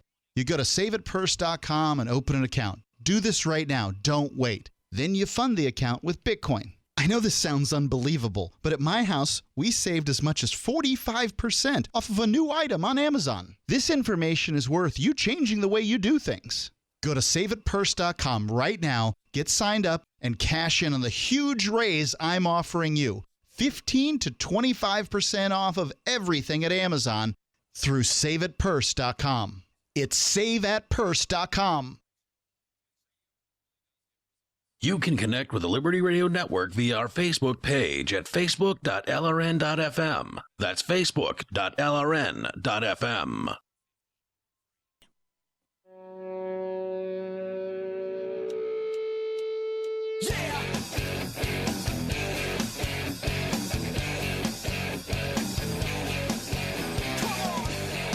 Free Talk Live, you may join us. The toll-free number is 855-450-FREE. That's 855-450-3733. We've got Skype. Skype username is lrn.fm, and you can join us online over at freetalklive.com, where you can save at Purse. Saveatpurse.com is the website that allows you to save 20% easily off of whatever it is you want to buy from Amazon. Almost anything from Amazon. As long as it's fulfilled by Amazon, it will work, as I understand it, with saveatpurse.com. So that's like most of Amazon, basically. There's a whole bunch of stuff that they will sell you, and you can get a huge discount if you use Bitcoin. That's the catch. That's the gig here. You've got to use Bitcoin to get the huge discounts available through saveatpurse.com. Maybe you want to save 30%. You can do that too. It's actually pretty easy to get 30%. It gets harder the more the percentage you request off. You can go up to 50%. I've never gotten 50%. I've never really tried that hard. I have put a few things in at 40 and 45%, and I did get one at 40% once. More commonly, I'll just list it to 20 to 30% just because I want it to go quickly. I don't want to have to wait for days and days and days. In some cases, if you're like 40, 45%, it may be a while before somebody snaps on that deal. But saveatpurse.com, you want to save 20%? Took me an hour last time to save 20% on an item that I ordered through saveatpurse.com. Saveatpurse.com. It works, and when you sign up through that link, Free Talk Live will get a very small portion of each of your purchases from that point forward. It's saveatpurse.com. All right, Mark, let's change gears here from jury nullification to the war on Christmas. Usually when we bring up the war on Christmas here on Free Talk Live, I'm like, settle down, people. There's no war on Christmas. I have found the war on Christmas. Okay. I found it. And there's no trick to this either. From sentinelsource.com, that's the Keene Sentinel here in beautiful Keene, New Hampshire, reporting on an occurrence in the Monadnock region. That's what they call this particular area that's near Mount Monadnock. If you've read anything from Walt Whitman or Thoreau, perhaps you've heard a mention of Monadnock, but it's the most hiked mountain in North America. So they claim. Somebody claims that somewhere. For the past 15 years or so, John F. Fletcher has brought flyers to Marlborough School and Wells Memorial School in Harrisville, which were sent home with students to remind their families of Marlborough's annual Christmas tree lighting. Everything sound legit so far? Guy brings flyers to a school that he's not attending. Yep. This is it's just an interested person in the community. Yeah, they're having a Christmas tree lighting. To promote a Christmas tree lighting where? In the town square. Okay, yeah. Got it. And this is a pretty common thing. They do community events like that up here. Marlborough School is a government school? Yes. Okay. Yep. Until this year. After dropping off this year's batch of flyers to the schools last month, Fletcher said he received a call from the New Hampshire School Administrative Unit 29 office to tell him they couldn't be distributed as is. The reason? The flyers have the word Christmas on them, according to Fletcher. What? Yeah. Unit 29 Superintendent Robert H. Millay wouldn't approve the distribution of the flyers unless Christmas was changed to holiday. So they wanted. But he already printed how many flyers? Thousands? No, like a few hundred. Okay. And they want to call it a holiday tree. Okay. Okay. So now you've stepped over my line. I didn't realize I had a line in the war on Christmas, but now I do. Mark is signing up. He's joining the Christmas army. I am on the Christmas army. This is bull crap. Okay. The tree, she is a Christmas tree. Isn't it like a pagan symbol, though, originally? Sure, absolutely. Let's take it all the way back. As far the pagan tree. Let's rename it to the pagan tree. No, you don't get to rename it. Okay. You can rename it anything you want. You can call it the inflatable life raft tree if that's what you want to call it, because that's your tree. However, everybody else, we're going to call them our Christmas trees. Here's what this guy should do. If he's really serious about this defending Christmas thing, he ought to go out in front of the school and hand out those flyers to those kids as they come out of school. Really? Yeah, he's got a little bit of civil disobedience. You'll be happy. Yeah. You'll like what happened. Okay, good. So I'm coming out to say that Christmas trees are Christmas trees, and I don't care who you are. You can't just rename them holiday trees because you feel like it. All right. Okay. You can't. You certainly. If this is an event that promotes prayer or putting Christ back in Christmas, or this is a holiday, as opposed to a holiday event, this is a holy day event or a religious event, then I can see why the school would say, no, you can't pass that out. But a Christmas tree lighting in the center of town is not, that's a community event. It is not a religious event. Does that make sense? I can see how someone would interpret it as a religious event, given that as a Christmas tree, it is related to the Christian Christmas holiday, which is celebrating the birth of Christ. It's generally pretty secular, right? I think the best argument is the word is Christ Mass, right? Like it is a terminology suggesting that it's the birthday of Jesus, whatever. I think that's the best argument. It's just bull. Right? I mean, Christmas is so much more is celebrated by people who are not Christians. I mean, I had Jewish friends that celebrated Christmas. Really? Yeah, absolutely. A friend was telling me about their Christmas celebrations in when she was in, I think it was Thailand, with the Buddhists. Well, what if they were excited as they could possibly be about it? Okay, so this is on town property, though, this Christmas tree lighting, right? Yes. What if there's like a preacher who's giving some sort of a statement there, reading a prayer or a sermon? I think that as long as it's not advertised on the flyer. Okay. Have you seen the flyer? I haven't seen the flyer. Okay. The flyer isn't included in the news story. Got it. I don't go to either of these schools and wouldn't send my child to one of them because, A, I don't live in Marlboro, and I'm sure they wouldn't welcome my moving there. And, B, I'm just not interested in government schools. What happened next? So Fletcher says, a Christmas tree is a Christmas tree. He's the commander of the American. That is circular logic, but okay. Well, it is. In this case, it is. I accept it's true. It. Okay. He's the American Legion commander of Post 24 in Marlboro. It's been a Christmas tree since I grew up. Fletcher added that he was shocked by the call and frustrated when he said he wasn't given an explanation for why the word Christmas was suddenly an issue after 15 years. Because the annual tree lighting at the Marlboro Community House isn't school-sponsored, Fletch said he didn't understand why the word had to be taken out. It's sponsored by the American Legion and the Monadnock Lions Club. That's probably what he sounds like. He's a little too JFK for me, but I can't quite turn the Monadnock accent on and off. Okay. I haven't been able to do it. During the lighting, yeah, it's fine for the greater audience. Yeah. There's just a little too much John F. Kennedy or Edward Kennedy floating around in there.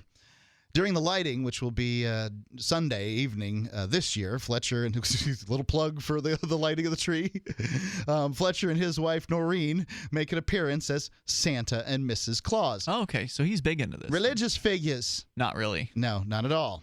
And children 10 years old and younger can take home a gift. Religious gift. No, probably not. No. Unit 29 issued a statement Tuesday defending its decision after the Sentinel attempted to contact Millay. Our school district celebrates the religious freedom that our students enjoy. However, the Establishment Clause of our Constitution forbids a public school district from aiding, promoting, endorsing a particular religion or religious activity. The statement says the district has a compelling interest in avoiding Establishment Clause violations and protecting the freedom of its students. Well, that's interesting. So you've got the school district arguing, essentially, that the government's own Christmas tree lighting event happening on government land is a religious occasion. Or at least that it's too close to a religious occasion for them to get anywhere near it.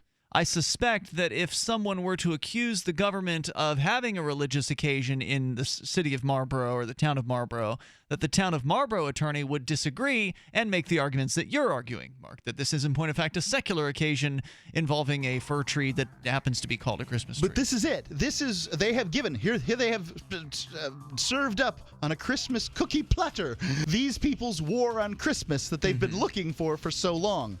Now they won't hand out the flyers to let the kids know that the Christmas tree lighting is going to be on Sunday because Christmas is in it. This is an elementary school, the Marlboro School? I believe so, yeah. So I want to know what this guy did. You said there was civil disobedience, 855-450, free. Free Talk Live. Free Talk Live has partnered with Amazon, the largest internet retailer. Imagine a department store category, and Amazon has it. Books, electronics, office products, furniture, jewelry, automotive, toys, clothing, sporting goods, and dozens of other categories. Now you can shop and support Free Talk Live by entering Amazon through our website. Go to shop.freetalklive.com, and Amazon will send us a portion of your purchase. You're going to do the shopping anyway, so remember to enter through our site at shop.freetalklive.com. That's shop.freetalklive.com. Are your kids spending too much time online? Are they gaming instead of doing homework? Are they on Facebook instead of sleeping? Turn their internet access on or off when you want for free at webcurfew.com. 100% web-based interface means nothing to download, install, or configure. Web Curfew is free and controls any device using your home network without slowing down your internet. Block all adult web content with the click of a button. Don't let the internet raise your kids. Take back control of how and when your home internet is used for free. Visit webcurfew.com. sciatica, lower back pain, hip pain, poor posture? If you suffer from any of these problems, get ready to relax. Introducing an amazing product that's been in the market for over 25 years, the Sacro Wedgie. It was invented by a football coach using a common-sense osteopath technique. He created this device to help his athletes by isolating and supporting the sacrum, which is the keystone of our anatomy. This wedge-shaped bone is in the center of our hips, where a lot of pain starts. Simply relax 20 minutes daily on the amazingly simple Sacro Wedgie and let gravity do the work, helping muscles rebalance and start releasing nerves. Sit in the Sacro Wedgie at the computer or while traveling to help correct posture to finally help relieve those stubborn aches and pains for only $33.95. It's made in the USA, so click the family-owned website at sacrowedgie.com, spelled SACROWEDGY.com, or call 1-800-737-9295. That's 1-800-737-9295. Relax your back pain away with the Sacro Wedgie. Money, power, and respect are all yours at CreditSuccessSecretsRevealed.com. Be seen as an industry leader. You can do it. The last application you filled out when it was time to hit submit did your nerves spike. You didn't get the approval you seek, but there's a better way. We teach you exactly what to place into the right systems the right way the first time so you get approved.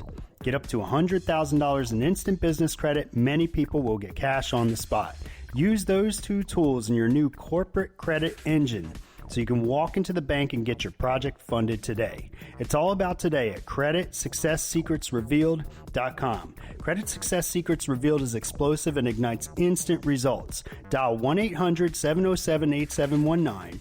That's 1-800-707-8719. 1-800-707-8719. Or just go to CreditSuccessSecretsRevealed.com. DVD, books, music, instruments, periodicals, computers, software, electronics, photo, cell phone, office products, home and garden, bed and bath, furniture, kitchen, pet supplies, automotive, hardware, apparel, shoes, jewelry, grocery, healthcare, sports and outdoors, toys, games, used, and more. It's a department store at your fingertips. Shop.freetalklive.com. Get all your shopping done, get a great deal, and a portion of your purchase goes to benefit Free Talk Live when you enter Amazon via shop.freetalklive.com. This is your Robertson Roberts Brokerage Daily Precious Metals Update. In early trading on Wednesday, gold is down $10 at $10.60 per ounce. Silver is 10 cents lower at $14.13 per ounce. Bitcoin is trading at $357 US. Use the coupon code Peace on Earth at checkout and help support antiwar.com. Buy silver and support peace at the same time. Call Robertson Roberts at 800-874-9760 or online at rrbi.co.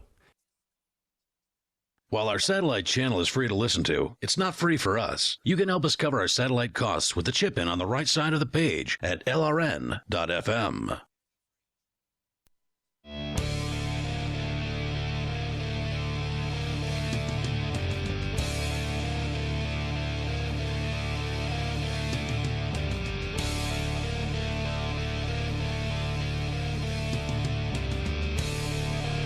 Free Talk Live. We have time for you if you want to join us here toll free.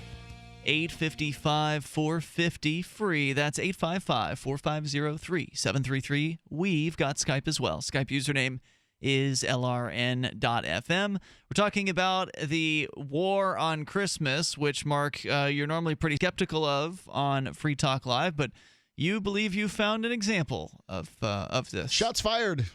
Yep, this is the war on Christmas. But how different is this from any of the other claims that some Christians have made? That, you know, there's various government agencies that are not allowing their Christmassy things to go on. I mean, this is a school that is refusing to deliver information to students about a Christmas tree lighting ceremony. So I believe that there has to be a middle of the road on the separation of church and state.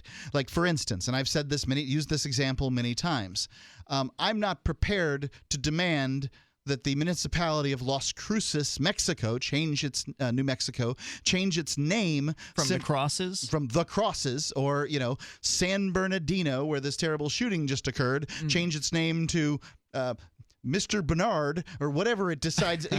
This is at some point As or opposed another to a saint. the the salivating atheists out there that want so badly to just destroy everything that has to do with people's closely held beliefs. It just gets boring. Right? It's just hey, settle down and leave other people alone. And if the town is going to have a Christmas tree lighting, then the school doesn't get to say, well, I'm sorry, you can't call it a Christmas Well, apparently tree. they do. They did say that. What is this guy going to do about it? I'll tell you what he's done. I'll go right in here. Let's see. The school board can Because I suspect a lawsuit wouldn't go anywhere. Well, it certainly isn't going to get done in time because the lighting's on the weekend. Right. The school board said that it can, by the way, grant exceptions to this policy, but no one knows that they have done such a thing. Fletcher said that he was not told about an exemption that could be made, and his solution was to use whiteout to cover Christmas on the flyers. That's all 250 of them. He and his wife went through and dabbed a little whiteout on these things. I imagine they weren't white either. So I like that a little bit more. Right? So it's nice and white, and somebody just dabbed out Christmas tree on so that you could scrape off the whiteout and see, really? Who put whiteout on? Yeah, that brings attention to the issue. That was pretty smart. It's as smart as it gets. Fletcher said his wife... Or smart. Yeah, smart. They would say smart. He says his wife spent a couple of days doing it because they didn't want to reprint them all. Stop it. However, Fletcher said it was also meant to make a statement. It's nice to hear someone using whiteout. I mean, you see white, it still the dollar exists. store, they got a glut of this stuff. It still exists, but who really? I mean, remember, look, kids, the reason this whiteout exists is because there was something called a typewriter a long time ago. Now, you've seen the keyboards on your computers. Now imagine a device where you don't have a computer, but instead these big, long metal things with letters on them that whenever you hit the key, it smacks into a piece of paper, and that's how the ribbon, writing was done once upon a time. Well, I used whiteout in school, too. I mean, if you've handwritten a piece of paper, you go all the way through, and then, for school, and then you make a mistake, you don't necessarily want to scribble it out.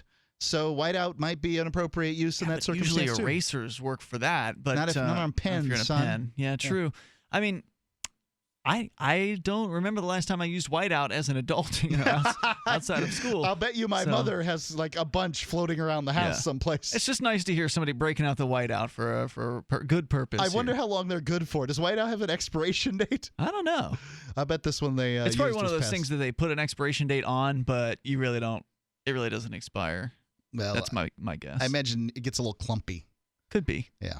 Anyway, he also said he wanted to make a statement that today's political correctness has gotten out of hand. Okay. And I don't know about the term political correctness.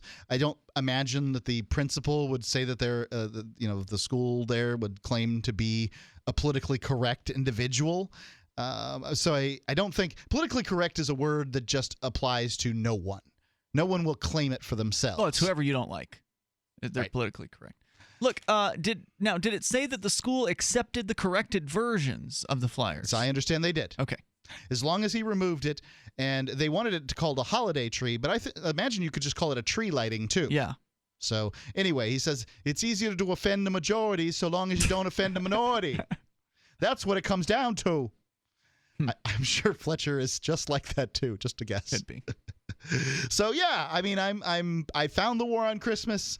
I believe that the combatant here from the VFW has done a fine job. No, I'm sorry, the American Legion. Excuse me, American Legions. I didn't mean to confuse you with the VFW folks. There's your story.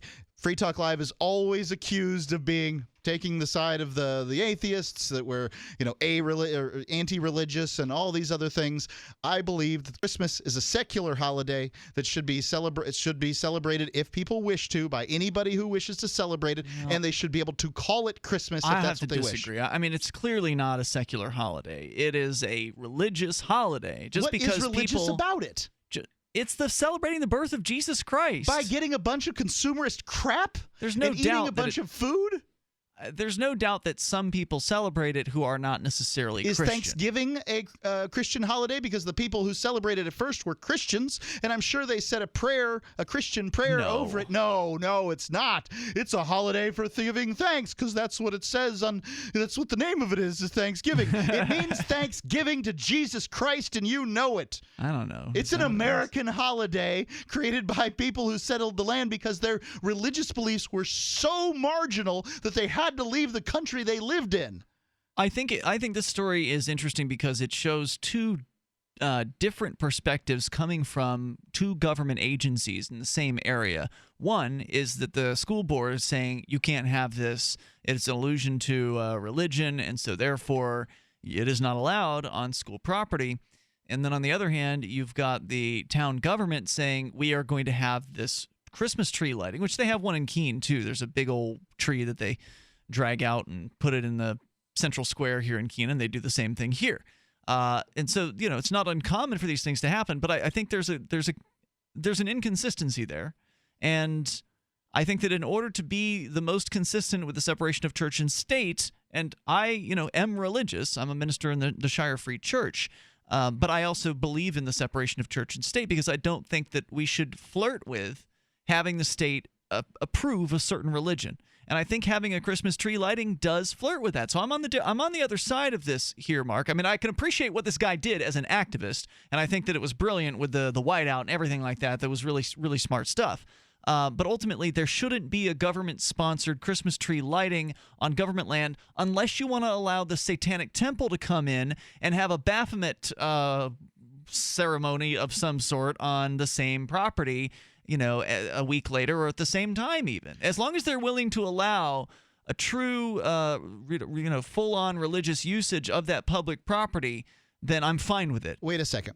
So, but the same people who are supporting the Christmas tree lighting would be up in arms and outraged if the Satanic Temple came along and wanted to put a Baphomet statue up. They absolutely would, because this is not a religious event, and nor is a Christmas tree. Tell me in the Bible where the Christmas tree is. I don't know. There isn't a Christmas tree in the Bible because it is not a religious symbol. If it was a religious symbol, it was a religious symbol to wood-dwelling druids in northern Okay, so Europe. then Baphomet's not a religious symbol. Should he be able to have, is that in the Satanic Bible? Probably not. Is the Baphomet a secular holiday? No. It is a symbol of Satanism.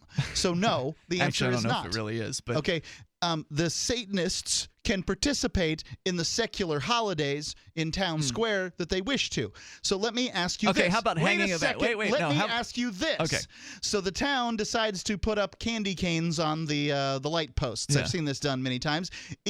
Should then we be have dead plastic babies with their heads lopped off on upside down crucifixes because that's what the Satanists want? I don't think candy canes are religious. Oh, you don't think candy canes are religious? Are they? But somebody does. Well, okay, how about hanging Baphomet ornaments on the Christmas tree? How about taking the Baphomet ornaments and sticking them up the butts of the stupid atheists that call themselves Satanists that want to bother with people's secular holidays? How about that? One little suppository for each of you. I think the Christians would be insulted that you're calling it a secular holiday. Well, the Christians are welcome to call in tonight or any other night to discuss how they believe that Christmas is a religious holiday. I will agree with you that it was a religious holiday, but I will say that battle has been lost. When did it stop being a religious Santa holiday? Claus. Coca-Cola killed the religious Christmas with Santa Claus. They didn't come up with Santa Claus. Yes, they did. Really? Yes. Santa Claus is a relatively new invention.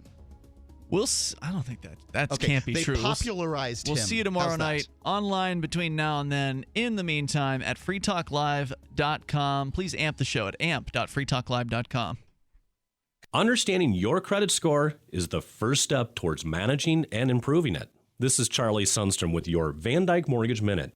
The most influential component of your credit score is your payment history. Almost equally as important is the amount you owe on credit accounts. Also impacting your score, but to a lesser degree, are the length of time you've utilized your credit, the number of new accounts, credit inquiries, and your various types of credit accounts. To help achieve or maintain a healthy credit score, have a system set up to assure your bills are always paid on time. Don't max out your cards. It's better to have a high credit limit with a low balance. Never close old accounts. The age of these can actually help your credit score. But don't be afraid to use your credit. You need several accounts in order to have a credit score. Just keep the corresponding payments within your means. For your mortgage pre-approval and refi needs, start by visiting VanDykeMortgage.com. Corporate NMLS 3035. Van Dyke Mortgage is an equal housing lender. Charlie Sundstrom, NMLS 134251.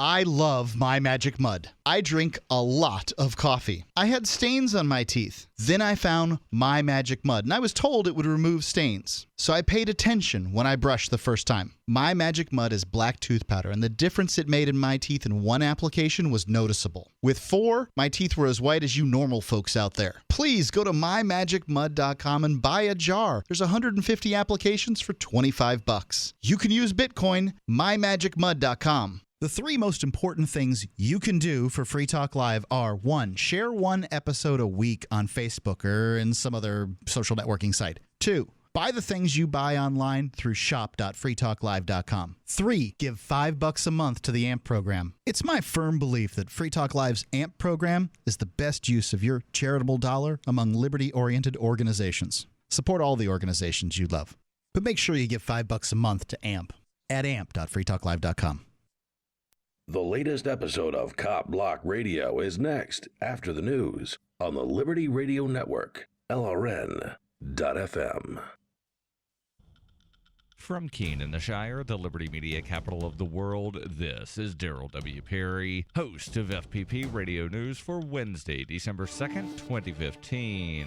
Silver is trading at $14.07 per ounce. Gold is valued at $1,061 per ounce. And according to BitcoinAverage.com, the average price of Bitcoin is $354. Antiwar.com reports Germany's cabinet has signed off on a plan to send aircraft, a frigate, and 1,200 troops to the Middle East to fight the Islamic State. The troops are said to be non-combat, and it is widely expected the parliament will approve this in a vote in the next day or two. The move comes just a week after Germany announced its intentions to send 650 ground troops to Mali to fight alongside French troops there. In the wake of the Paris attacks, German officials say they believe more international deployments are militarily necessary. Opposition figures are critical, however, with Green Party chairwoman Simone Peter saying the deployment is legally dubious without UN authorization, has no political goal or apparent endgame. The German military's Armed Services Association similarly expressed discomfort with the lack of clearly defined goals, saying it could mean the war lasts 10 years or more. Polls suggest Germany is split roughly down the middle on the deployment, but that a strong majority believes sending troops against the Islamic State would significantly increase the threat of attacks inside Germany. If you're fed up with the government running every aspect of your life, but you're not listening to the Lava Flow podcast yet, what's wrong with you? Go right now to thelavaflow.com/listen. The Lava Flow podcast, channeling the flow of information to the libertarian, anarcho-capitalist, voluntarist, and agorist community. Subscribe today using any podcatcher at thelavaflow.com/listen, or just go back to sucking up to the government. The Lava Flow podcast, striking the root every episode. UPI reports House Republican leaders say they're confident that the $1.1 trillion spending bill now on the table will be approved by the deadline of December 11th, averting a government shutdown. In a closed-door meeting of Republican members of the House, Speaker Paul Ryan worked to keep members unified, telling them, "Keep your schedules flexible because we're not going to allow Democrats to use the calendar against us." The comments reflect Ryan's interest in a short-term funding bill if Democrats elect to delay proceedings, as well as his desire to discourage conflict within the party. Ryan also predicted there would be no shutdown owing to some Republicans' desire to see Planned Parenthood defunded. He is encouraging GOP members of the House to vote in favor of the $1.1 trillion spending bill to fund all operations of the federal government for another year. Passage of the bill is Ryan's first major test as Speaker. Prior spending bills under the leadership of former Speaker John Boehner were typically made available to members of Congress only at the last minute, and conservative GOP members removed from the process often voted against the bill and against Boehner's leadership. For nearly 40 years, Roberts & Roberts Brokerage has been a trusted source for buying and selling precious metals like gold and silver. They also take Bitcoin for precious metal purchases and have permanently removed the minimum purchase amount for all orders paid in the digital currency. Call Roberts & Roberts today for knowledgeable advice on buying and selling precious metals and a forward-thinking approach to new technologies. 800-874-9760 or visit online at rrbi.co. Reuters reports Puerto Rico made a crucial debt payment on Tuesday, but warned that its deteriorating finances could trigger future defaults as the governor granted the U.S. territory power to take revenues from public agencies. There had been speculation as to whether Puerto Rico would default on all or part of the $355 million note issued by its financing arm, the Government Development Bank. The U.S. territory said in a statement that it made the December 1st bond payment despite extreme fiscal challenges. While Puerto Rico first defaulted in August, failure to make the payment on Tuesday would have been more significant because part of that debt was protected by the Commonwealth's Constitution. Another default could have triggered lawsuits, further spooked investors, and undermined the island's effort to climb out of $72 billion in debt and forced it to take drastic measures to keep public services running. Rating agency Moody's said they would continue to view default as likely on future Commonwealth debt payments. Moody's also said Puerto Rico's next scheduled payment of $945 million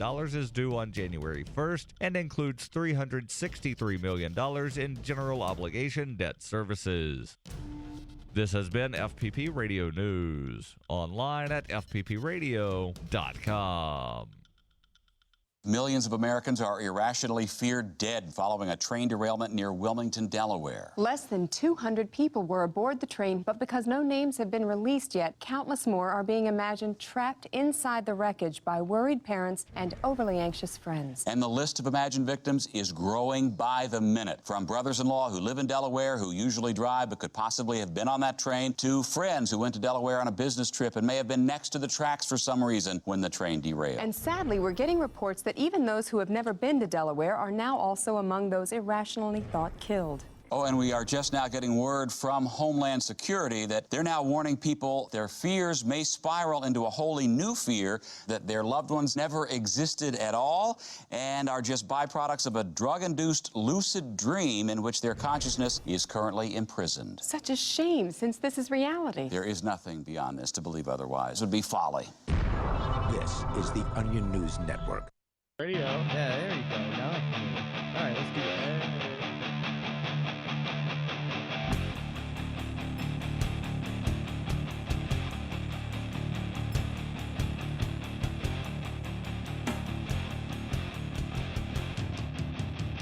it. Yo, this is Derek J. I'm here live with Severin and Dio, and we are here on Wednesday, November 25th, the day before Thanksgiving 2015, to talk about why cops suck donkey balls and are total loser douchebags.